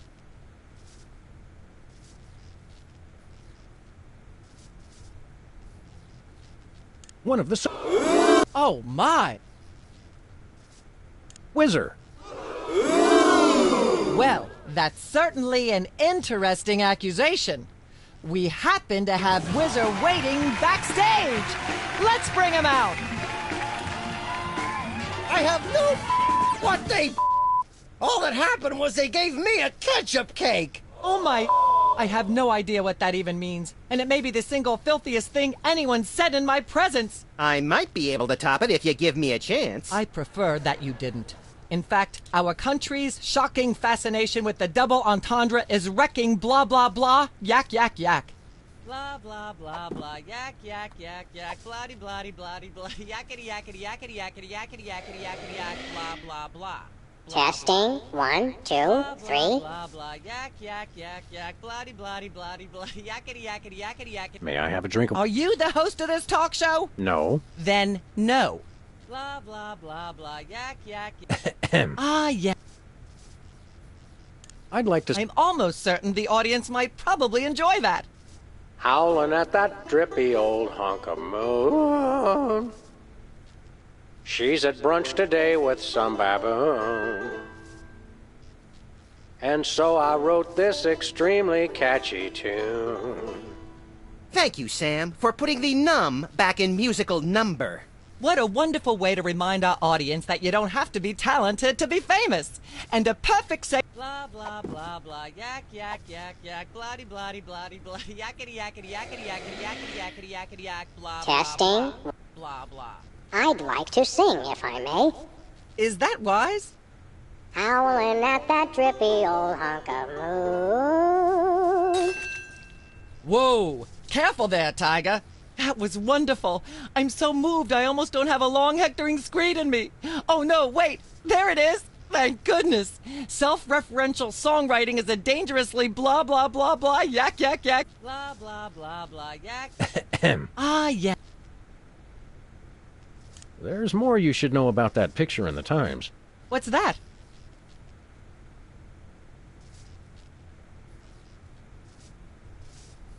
There are... How shocking. Who? Bessie Bovine, our co-star on Midtown Cowboys. Oh my! Audience, shall we bring her back out again?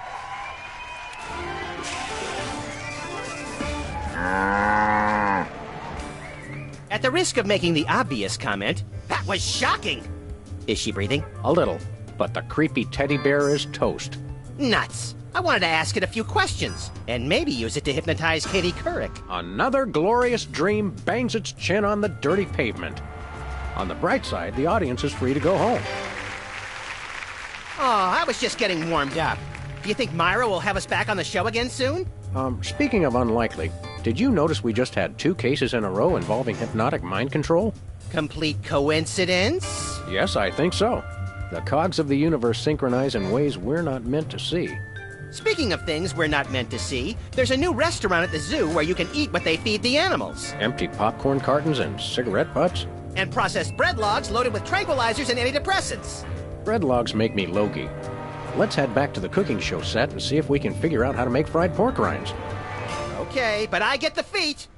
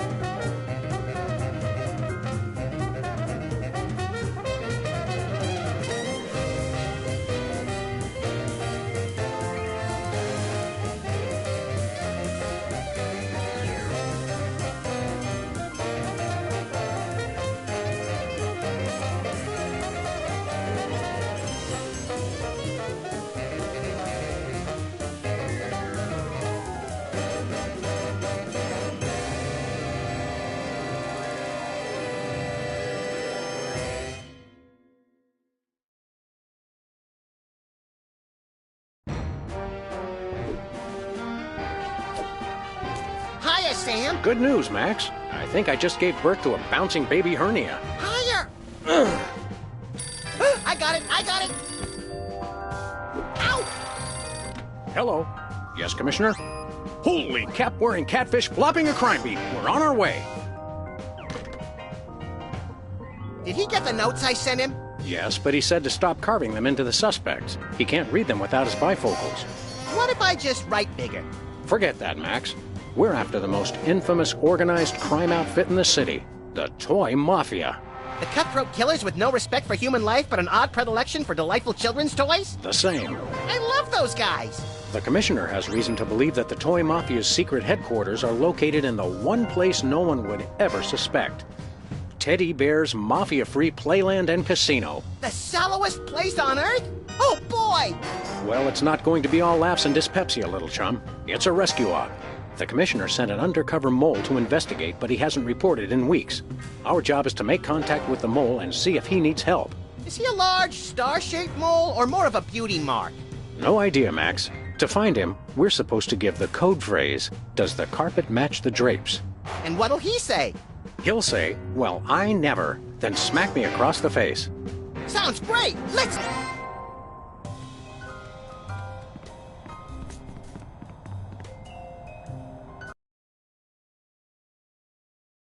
Bad day when hard-working rodents have to make their living as a freestanding form of enclosure. I think that's fence in the buys and sells stolen goods sense of the word. Beat it! You're getting in the way of my customers! What customers? Hey, an ace. An extra card up your sleeve never hurts. Except when the other guy catches you with it and decides to riddle every inch of your body with high-caliber bullets and then dump your mutilated corpse in an empty field. Yeah, except then.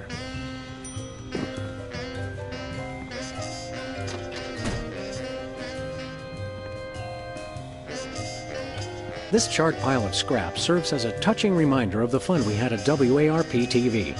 I've determined that whether for food or for sport, I just really enjoy frying things. We should have Jesse James's hand appraised one of these days. I bet it's especially valuable because it's autographed.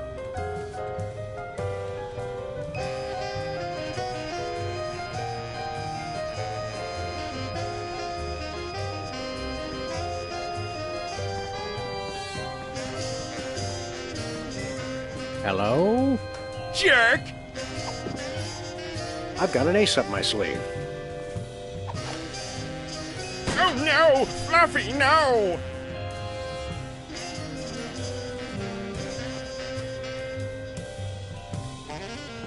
Hello? Yes? Yes? Holy mace-wielding Minotaur Kings! Who are you talking to? Nobody. Just practicing for next time. Hi, Sam. This is yourself. Don't forget to listen to the answering machine messages. And give Max a smack from me. Hi, Sam. This is yourself again. Don't forget to erase the answering machine messages before you listen to them. And give Max his own battle tank from me. Hi, Sam. This is yourself. Nothing useful in here. How ironic. Whee! Look, Max. Midtown Cowboys reruns. Better get the serious toothpaste. Turn it off! I hate the sound of my voice on tape. It doesn't sound like me.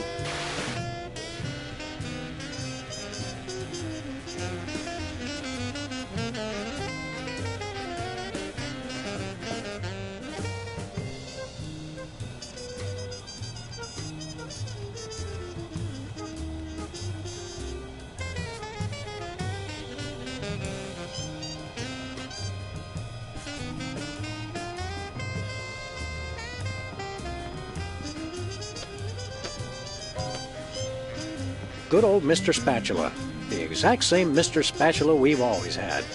Certainly not just some other fish we've been calling Mr. Spatula ever since we found the original floating belly up in this very water cooler just last week. Careful, Sam. Keep it up and he might realize he's just a replacement fish. Where's the rest of the news collection, Max? It's a surprise.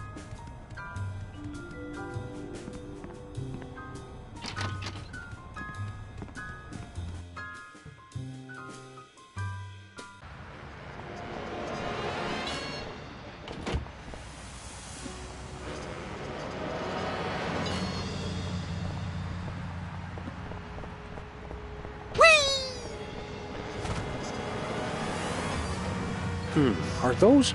Yep, they've resorted to filling the candy machine with antidepressants. How depressing.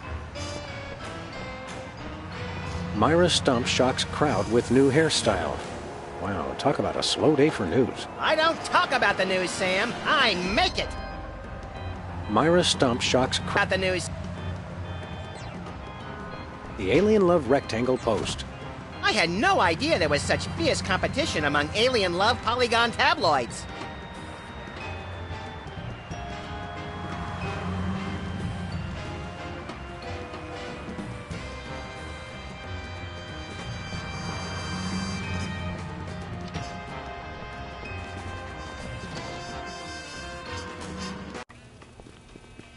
Hey, Bosco.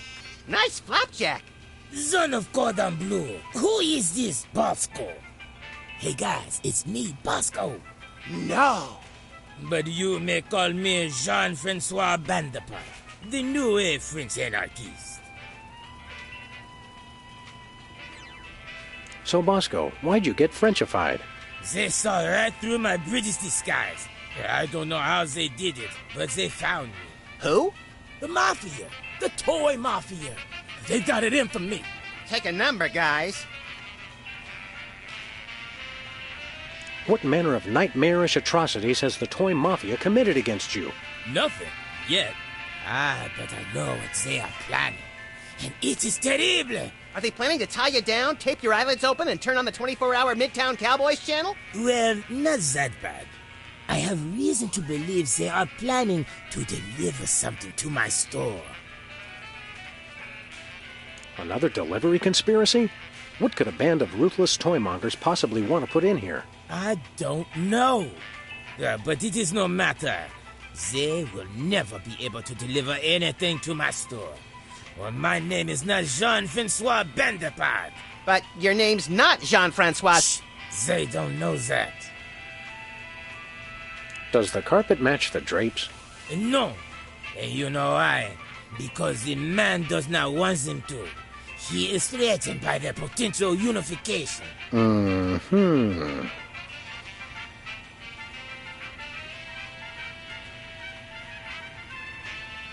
What's keeping the toy mafia from making a delivery? Well, for one, I am watching always. They will never sneak past me. Yeah, just like Whizzer couldn't sneak past you. And two, even if they do get past me, I got a fail-safe. It's the greatest invention the world has seen since BTADS. I call it the Bosco Tech Anti-Delivery System. What's the acronym for that? Also BTADS. It is a BTADS Part 2.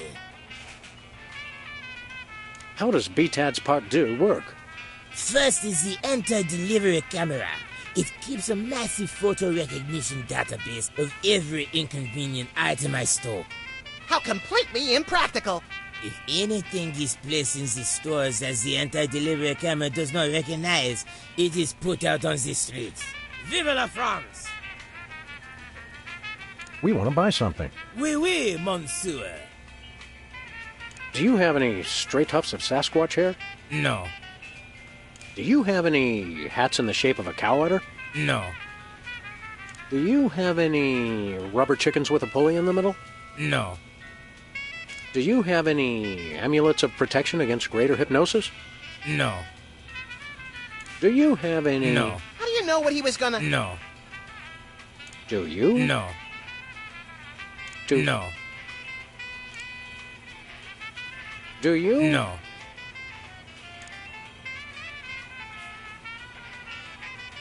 Do you? No. Do you have any straight... No. Nothing for us. Zut! Look outside. It's the toy mafia. What? Where? Fools, there is no one. Sorry, Bosco. Just yanking your chain, amigo. Sacre bleu. I could do this all day. And I intend to. We want to buy... Oui, mon... What do you got? Oh la la. Behind the counter, I have the latest in Bosco Tech innovation. A device, non-parallel au chocolat. Is that good? Oui. This I call a miniature listening device. It can fit in any cravat, under any chapeau. What's it do? It listens. You can use it to hear secret conversations, no? No. I mean, yes.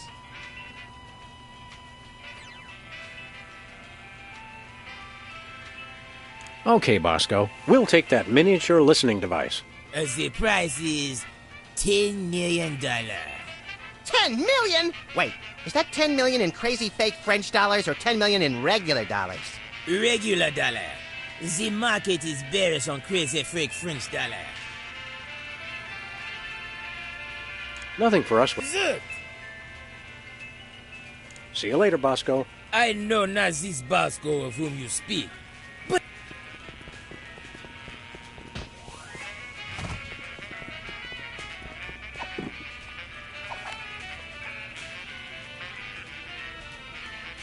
What are you doing? Why must people bulletproof their cameras? Can't we all get along? That would hardly be sporting. Are those the same two weenies that were in... Are you the same two weenies? Sludgies. This week's flavors, avocado de menthe and fudge pâté de foie gras. Oh, good. For a second, I thought it was something disgusting.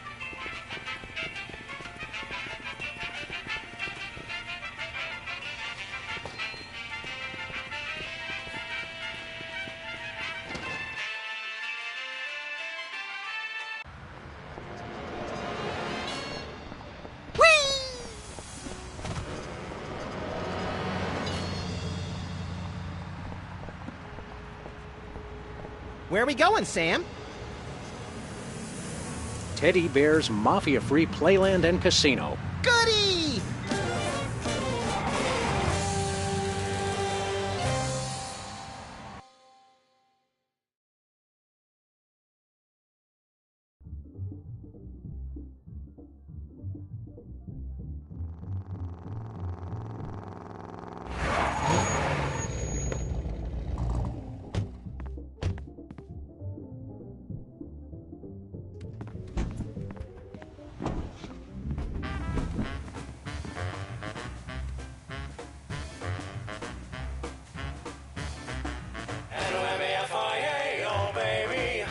Welcome, generous friends. Days and weeks and tokens to spend. We're just regular businessmen. Just you and me and Teddy Bear. Welcome to Teddy Bear's Mafia-Free Playland and Casino. That face. My name's Lovey Bear. Boy, do we have some fun and games for you. Here, take this token amount of tokens as our way of saying welcome. And go spend a lot of money. Holy domesticated Ursons, Max. Lovey Bear here's got the same head as that hypnotic teddy bear from Myra's talk show. You think that little talk show bear had a litter of giant babies? I don't know, Max. Call it canine intuition, but I think our mole discovered something about these teddy bears he shouldn't have. We've got to find him and get to the bottom of this. You're lucky this mask doesn't have ear holes, or I might have heard that secret conversation you just had right in front of me. What? Sorry, I wasn't listening. You give tokens to first-time customers? That's right. Go on, enjoy. Live a little. It just seems like bad business sense. Okay, tell you what. 13 hours from now, when you're trying to pawn your little friend here to pay off the VIG, we can talk then about bad business sense. Okay, we'll come back then. I hear you have a mole problem? Hey, it's a genetic condition. You should have seen my father's back. Holy cow, I'm actually being too subtle. First time that's ever happened. Maybe I should just stick to the code phrase. Does the carpet match the drapes? If Don Ted E. Bear says so, they do.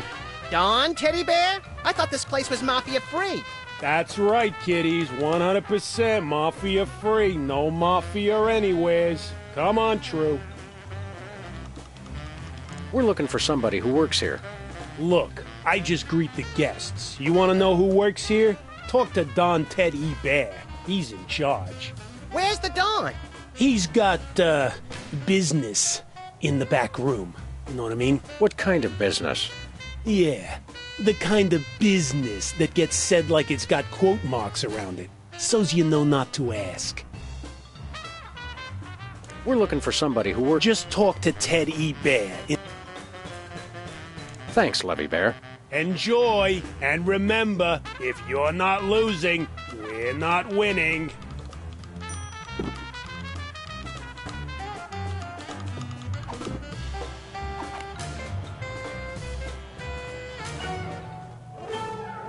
Holyoke, Massachusetts. Try that again, Mug, and we'll fill you with so many holes your little friend will be able to store his straw collection. Could you make them small enough to drain pasta? Because I think I just lost the colander. I'm just going to put this gun away and make it a point to never do that again. How's that sound?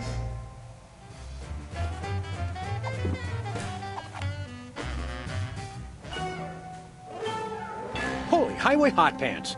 Do that again, Yeg, and we'll ventilate you so thoroughly your pal will be able to use you as a screen door. Could you also put some springs in him? Because I can never remember to close screen doors. Why don't I just slip this back in the holster and we'll pretend that reflex action never happened? What do you say?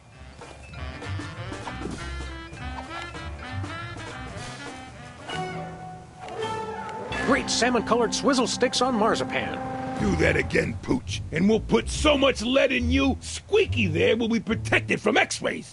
Will there be enough left over to go fishing with? Because I need new sinkers. Let me sheath my .44 caliber faux pas instead, okay?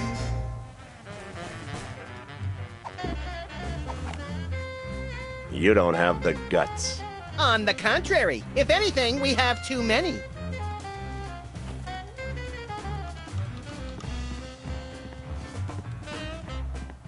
Teddy Bears is oodles of fun. slots and sandwiches and poker and guns. And look, no mobsters, nary a one, with you and me and Teddy Bear. Not mafia, no. We're mafia free. Like mafia, please. No shady leaves upon the family tree. J. Edgar Hoover always insists organized crime just doesn't exist. QED, they're not in our midst. Say Edgar, me, and Teddy Bear. No goons, no droppers, no grippers, no thugs. No dips, no clippers, no chippies, no lugs. No button men packing gats loaded with slugs. It's you and me and Teddy Bear. No mafia here. Like mafia, please. We're mafia free. No mafia mugs. Just doing business legitimately. N-O-M-A-F-I-A, oh baby. Welcome, welcome, generous days and weeks. Just you and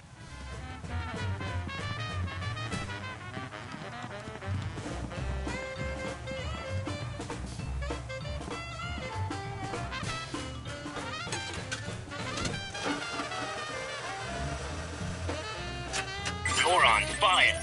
Sweet mother of bleary-eyed gambling addiction, we won! Yeah, we won, but there's no prize. You gotta hand it to Teddy Bear. He really puts the bandit in One-Armed Bandit. Hold it. What's the password? You may enter.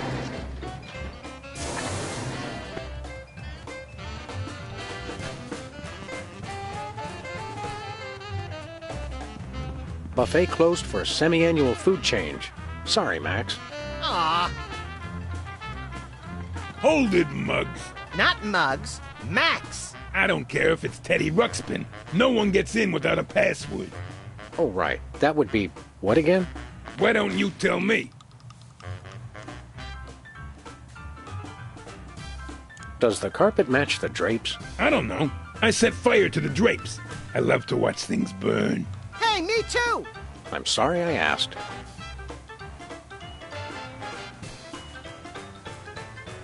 Let us in. Only Toy Mafia allowed in. Not that there's any Mafia here. Okay, we'd like to sign up for the Toy Mafia, please. Talk to Chuckles. He's the head of Mafia admissions. Where's Chuckles? Right behind this door. This is what it would be like if Catch-22 had a meaner older brother.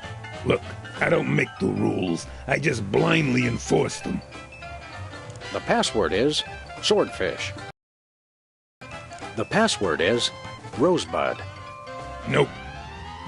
The password is password. Nope. Bring me the head of Alfredo Garcia? Nope. I've come to Grandma's funeral? Nope. Who's on first? Nope. Who's your daddy? Nope. I am the walrus? Nope. You remind me of this shopkeeper I know. Nope. I give up. Will you let me in, please? Nope. The password is... Nope. We'll be back. Like I care.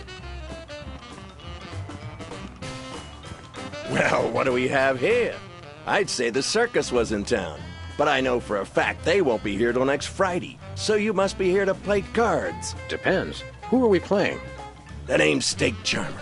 Leonard Steak Charmer. And let's just say I didn't rack up 10 million tokens by getting lucky. How'd you get him then? By cheating? Look, Rabbit, Leonard Steak Charmer's no cheat. He's just that good. Okay, what's the game, Steak Charmer? Truest test of skill there is. Indian poker. Leonard Steak Charmer, huh? You don't look like a Leonard Steak Charmer. Oh, yeah? What do I look like? You look more like, Boris Crinkle. That's what everyone says. How exactly does one play poker of the Indian persuasion?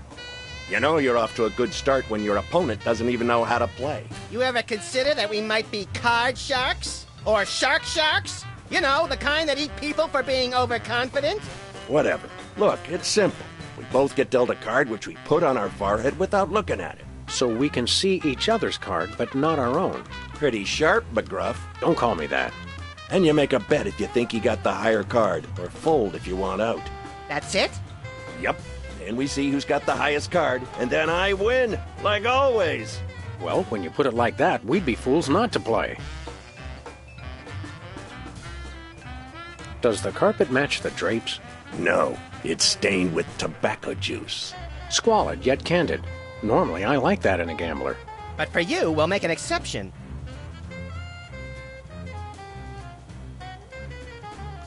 We'd like to try our... You won't regret this, Hound. By which I mean, I won't regret this. Oh, and try any funny stuff with your partner and I'll shoot you both. That seems fair.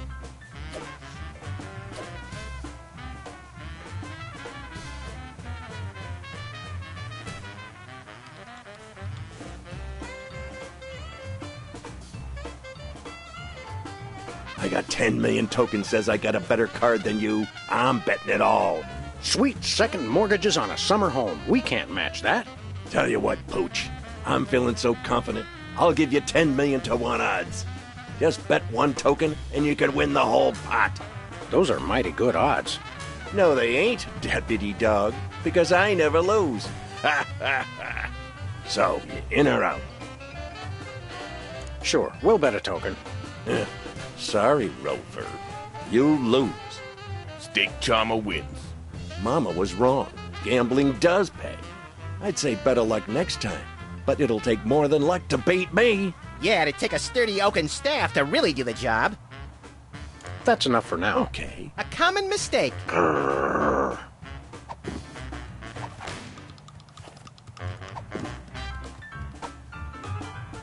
I'm sure he'd be happy, but I'm not sure I would. Could you use an extra ace? All our decks have 5 aces already. Keeps the players happier.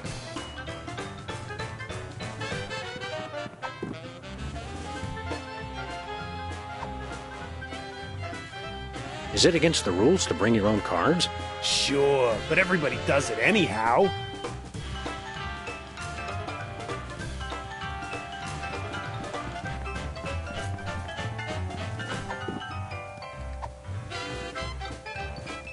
I'd rather not advertise the ace up my sleeve.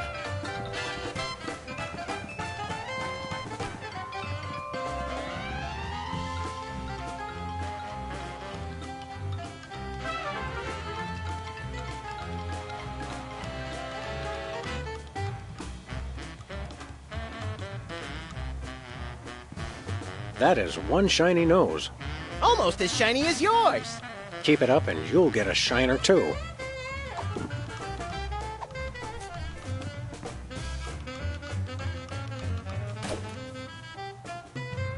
Wow, it sticks.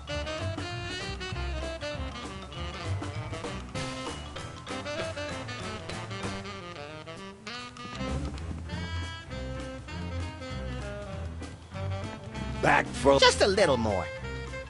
Deal. All right.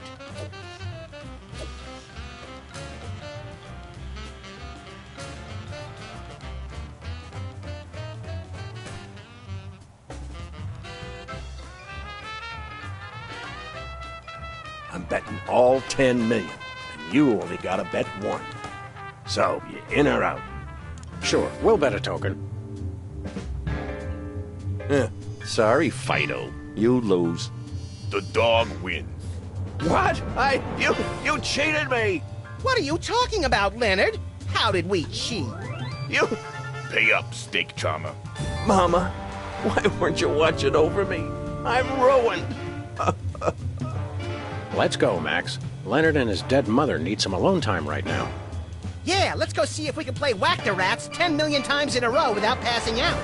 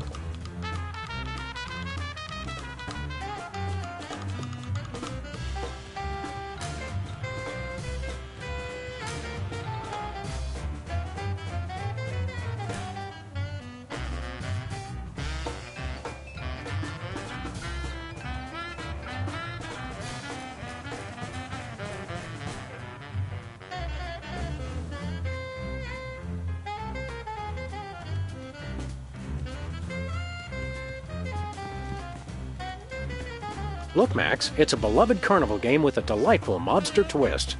What better way to relax than by offing fake rodents in the most violent way imaginable? Note, please supply your own firearm. We always do. Insert token to play.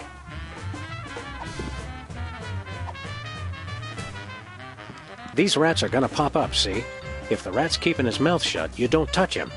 But if that rat's singing, you put a bullet in his head. Cause a mistrial and win a souvenir magnet.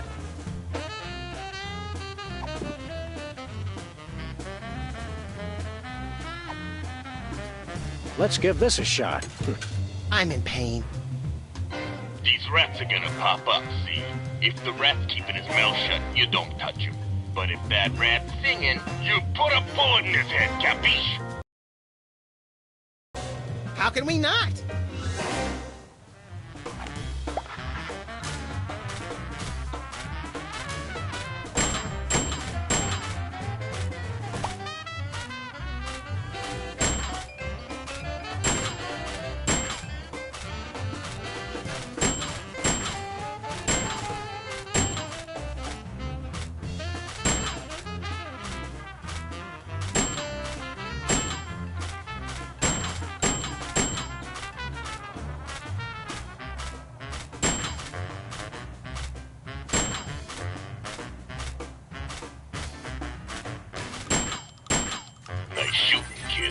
My high school guidance counselor was right.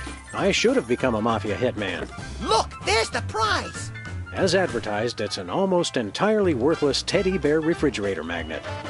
Hey, let's find someone with a metal plate in their skull and redecorate their forehead. Oh, Max, you really know how to find the bright side of everything, don't you? Yes, I do. Now let's go shoot something.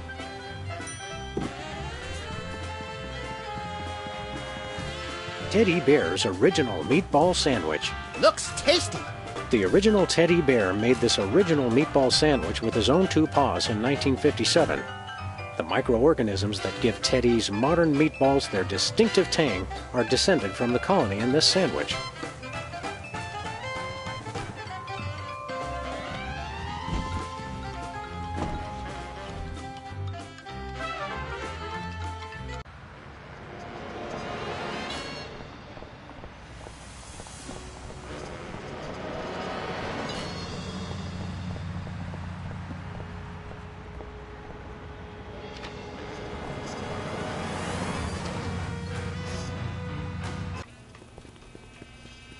Bonjour.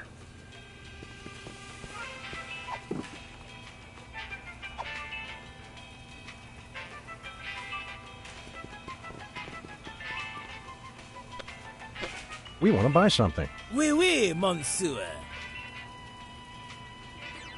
Okay, Stinky Pants, here's your 10 million. By the sacred stench of St. Gainsbourg. These are not American dollars. No, but there are 10 million of them. Well, the prizes at Teddy Bears can be quite useful. I accept, and in return, I give you the miniature listening device. This is a bug. Precisement. Does this thing really work? Does this thing really work? That answer your question? Now listen up, maggots. I am a bug. Drop me in enemy territory and I will get all the information you need. You just make sure to pick me up again, and I will repeat every word. Every word! We'll be putting you in some situations that could be a mite precarious. Think you can handle it? I was in Nam, boy! You don't want to know what I've been through. They slaughtered ladybugs. Ladybugs! And that's not all. I seen them kill larvae. Larvae! So yeah, I think I can handle it. Now I need some shut-eye before the mission. Put me in your pocket. In your pocket! Move, maggot! Sir, yes, sir.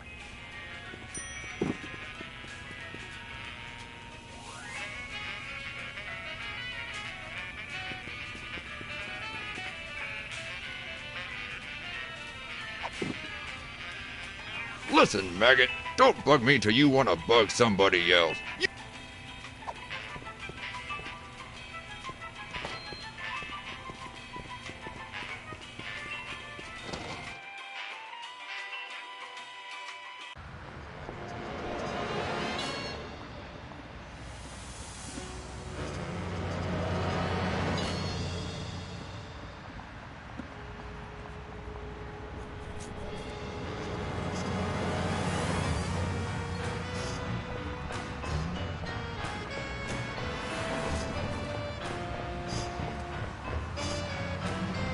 Where are we going, Sam?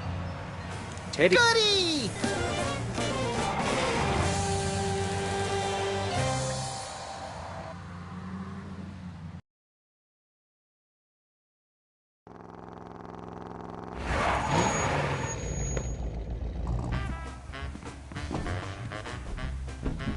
Welcome to Teddy Bear's, Ma. Step right up, kiddies. We got fun and games.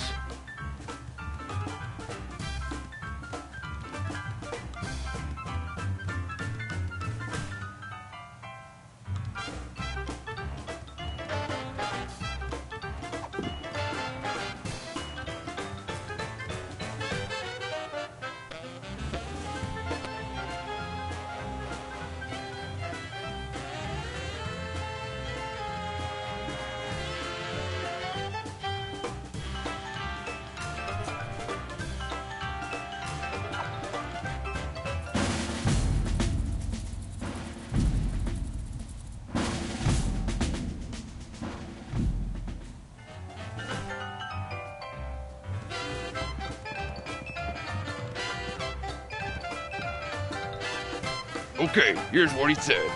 Oh, come on. Why did I have to be Lovey Bear? I wish I could be Sparkly Bear. I love sparkles. Thank you, sir.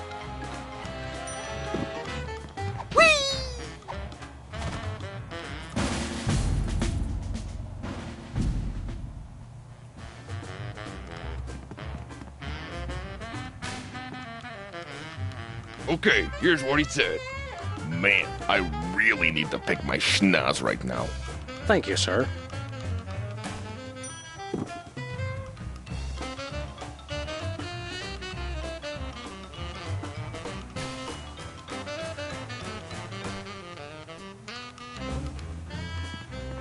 Better luck next time.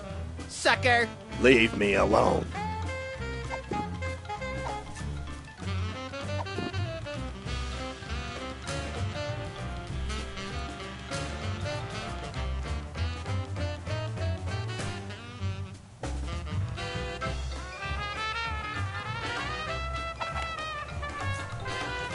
Leave me alone.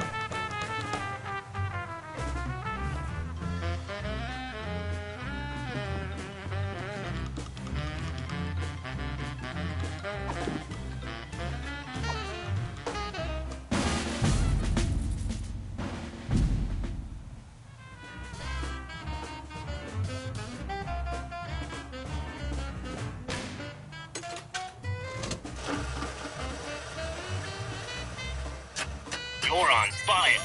Still no prize. We're wasting our money, Sam. Hold it. What's the password? You may enter.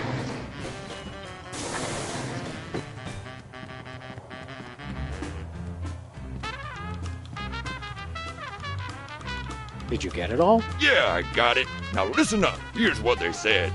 Hold it. What's the password? That's gotta be, what, 100 times I've come through that door today, and you still don't recognize me? It's the Bearheads, boss. They all look alike. Leave the gun, take the cannolis. You may enter. Now get me in that pocket. Move! Sir, yes, sir. Give me the pass. Leave the gun, take the cannolis. You may enter.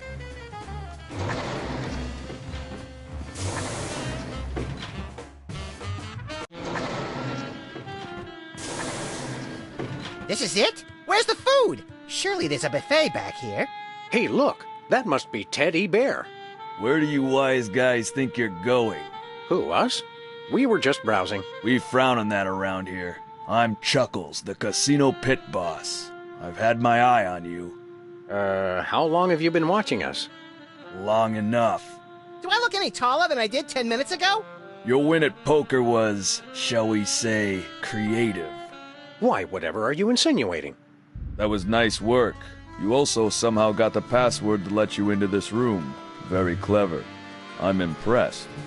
The Toy Mafia can use guys who are long on brains and short on scruples. You interested?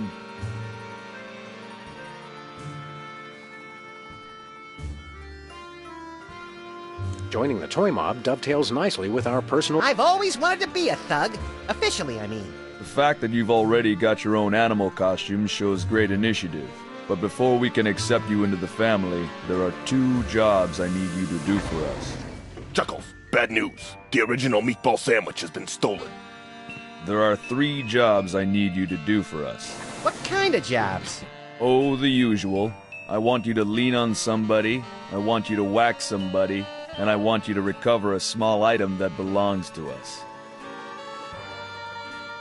Who do you want us to lean on?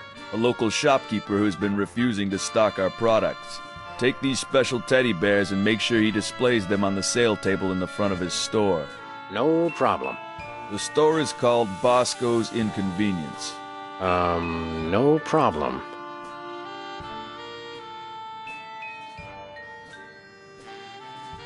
Who do you want us to whack? We're having trouble with a witness who refuses to see things our way. I want you to silence a certain Sybil Pandemic. Silence as in gag her? Gag her with a pistol. You want us to kill Sybil? Make it messy, as a message to other potential witnesses. We have her under surveillance, so we'll be watching. Yikes.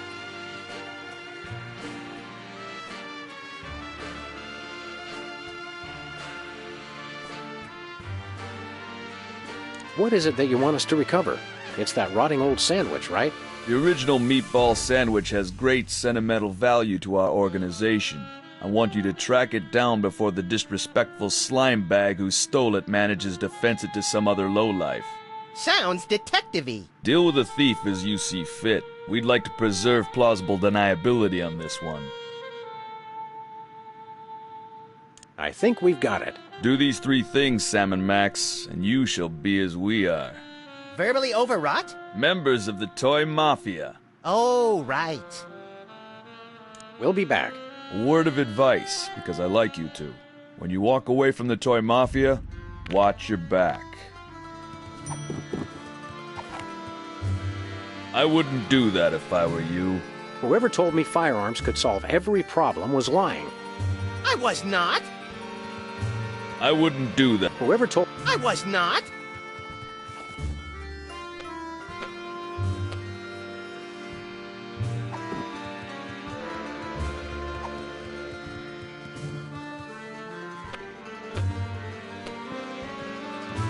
I can't listen. Think, boy!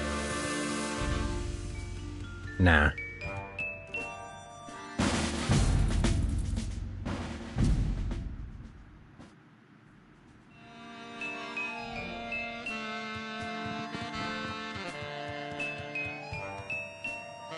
Okay, here's what he said. Everything is going according to plan.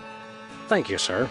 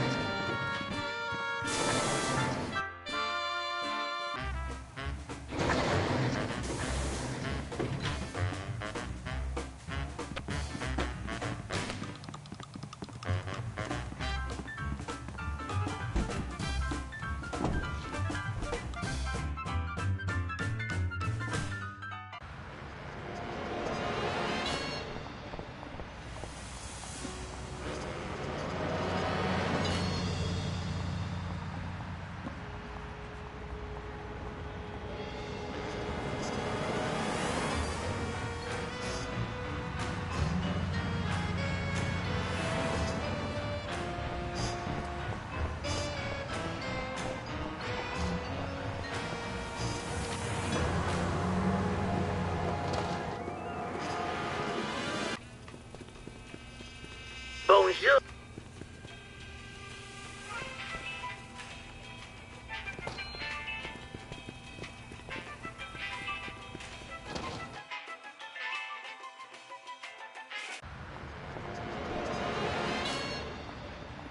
Hello there. What brings you to this neighborhood, Cuddly Bear? No offense, but you don't exactly blend in too well with the scenery. Really, I must know. What are you doing? Squelch it, dope. I'm here to make sure you deliver those bears to Bosco's. Giant stuffed animals mercilessly watching my every move. It's a childhood dream come true. Excuse me. Just deliver. That would probably put a damper on our chances of getting into the toy mafia.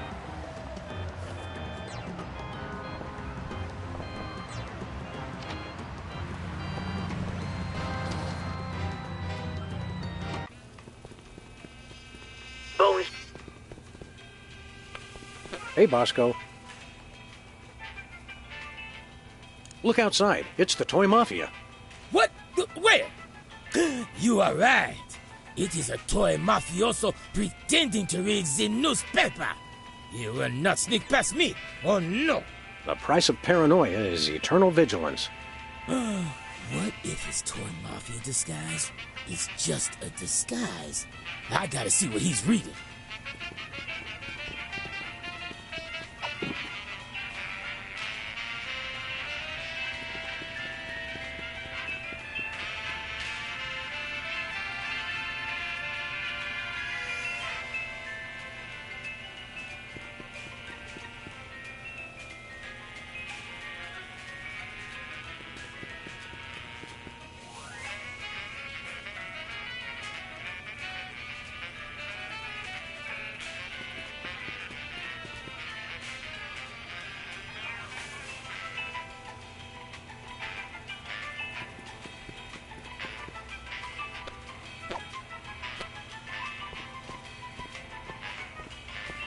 Foamy bread. Made from real No, artificial stuff.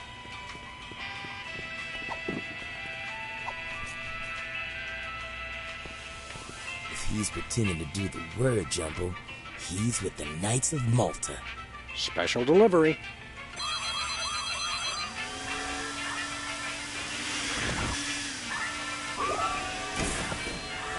Yeah, eat pavement, camera. Oh, the society pages.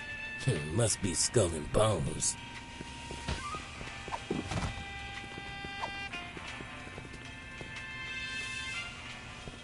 He's pretending to read the gardening section. So it's true. He is Toy Mafia. I hope we don't lose Bosco's friendship over this. Me neither. He's my second favorite delusional paranoid. Aww. Oh no. Oh no. He's coming in. We're done for.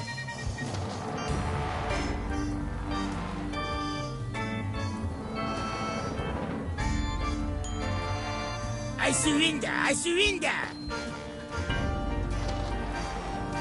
I told you this would happen. I told you he would deliver, and he delivered. I can't believe that guy!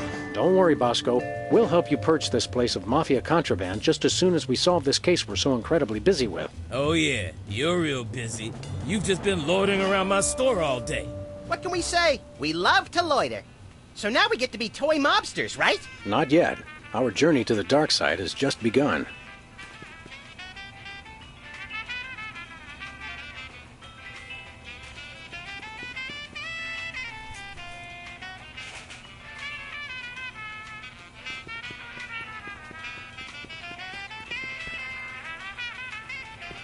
Hey, wait a second. Why didn't B-Taz Part do work? Oh, my camera! Oh, no, no, no!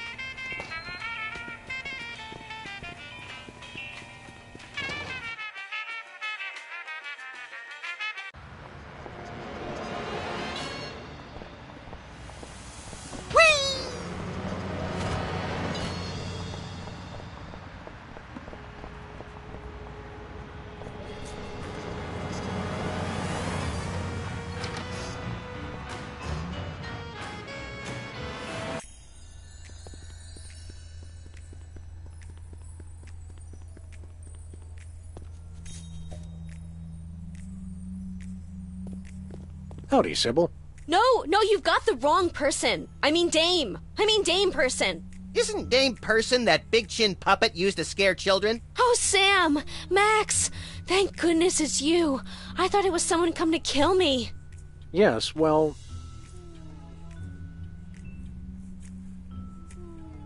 You seem, understandably, a little tense. Maybe you should switch to decaf.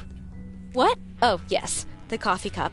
I'm out of coffee, but I'm so nervous I keep trying to drink it anyway. Is that what happened to me? Wouldn't it be wonderful to think so?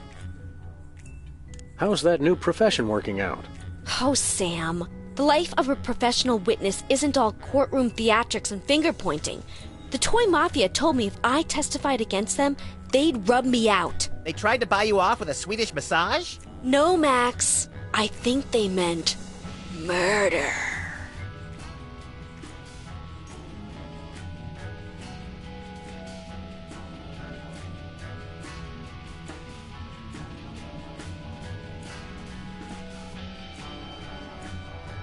We'll be back. I know you will. You're the only two I can trust.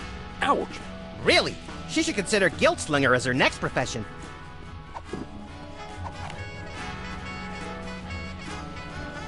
I don't think I can bring myself to action.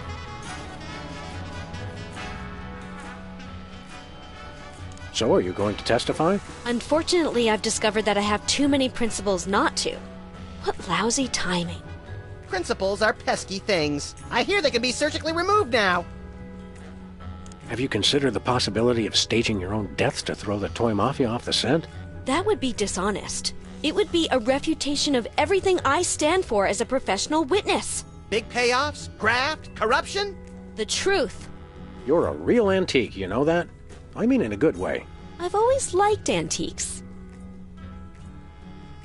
You say... What? Is that what happened to me? Wouldn't it be... We'll be back. I know you will. Ouch! Really?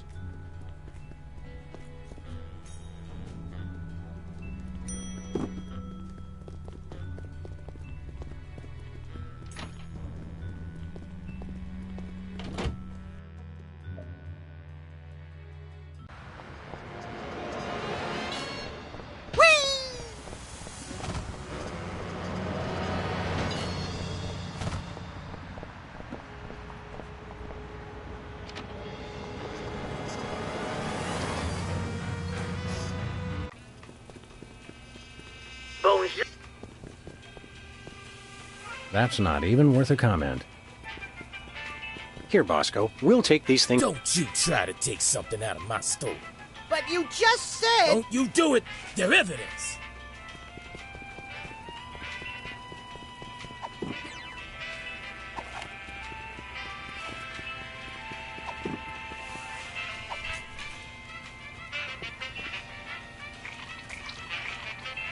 Could I get a grande ketchup macchiato with extra foam? You crack me up, little buddy. Who's joking?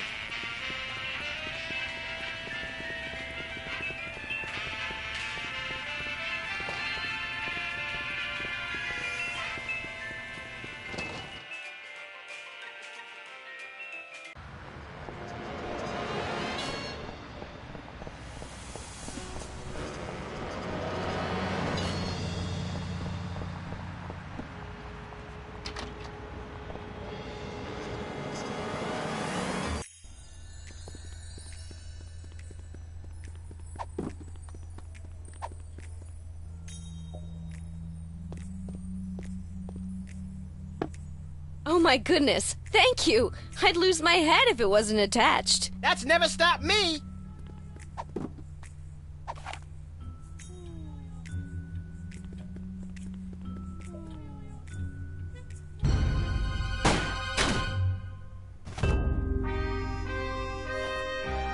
Excellent. Nice and messy. That should send a clear message to any other potential rats. I'm reminded of yesterday's dinner on all points. Hey, what happened to the picture? With all due respect, Don, who cares? Now that she's whacked, we don't need to keep watching her, do we? I suppose so. Give me a pretzel, Chuckles. These things always make me peckish. You're a real sociopath, Don Bear. I mean that as a compliment, naturally. Naturally. Hey, Sam! Webcam tastes like chicken! Good idea, Chong. Now those Toy Mafia goons won't see Sybil wake up, which could be important to our continued good health. And we've learned that webcams go great with ketchup. Another fun fact to add to the crime fight.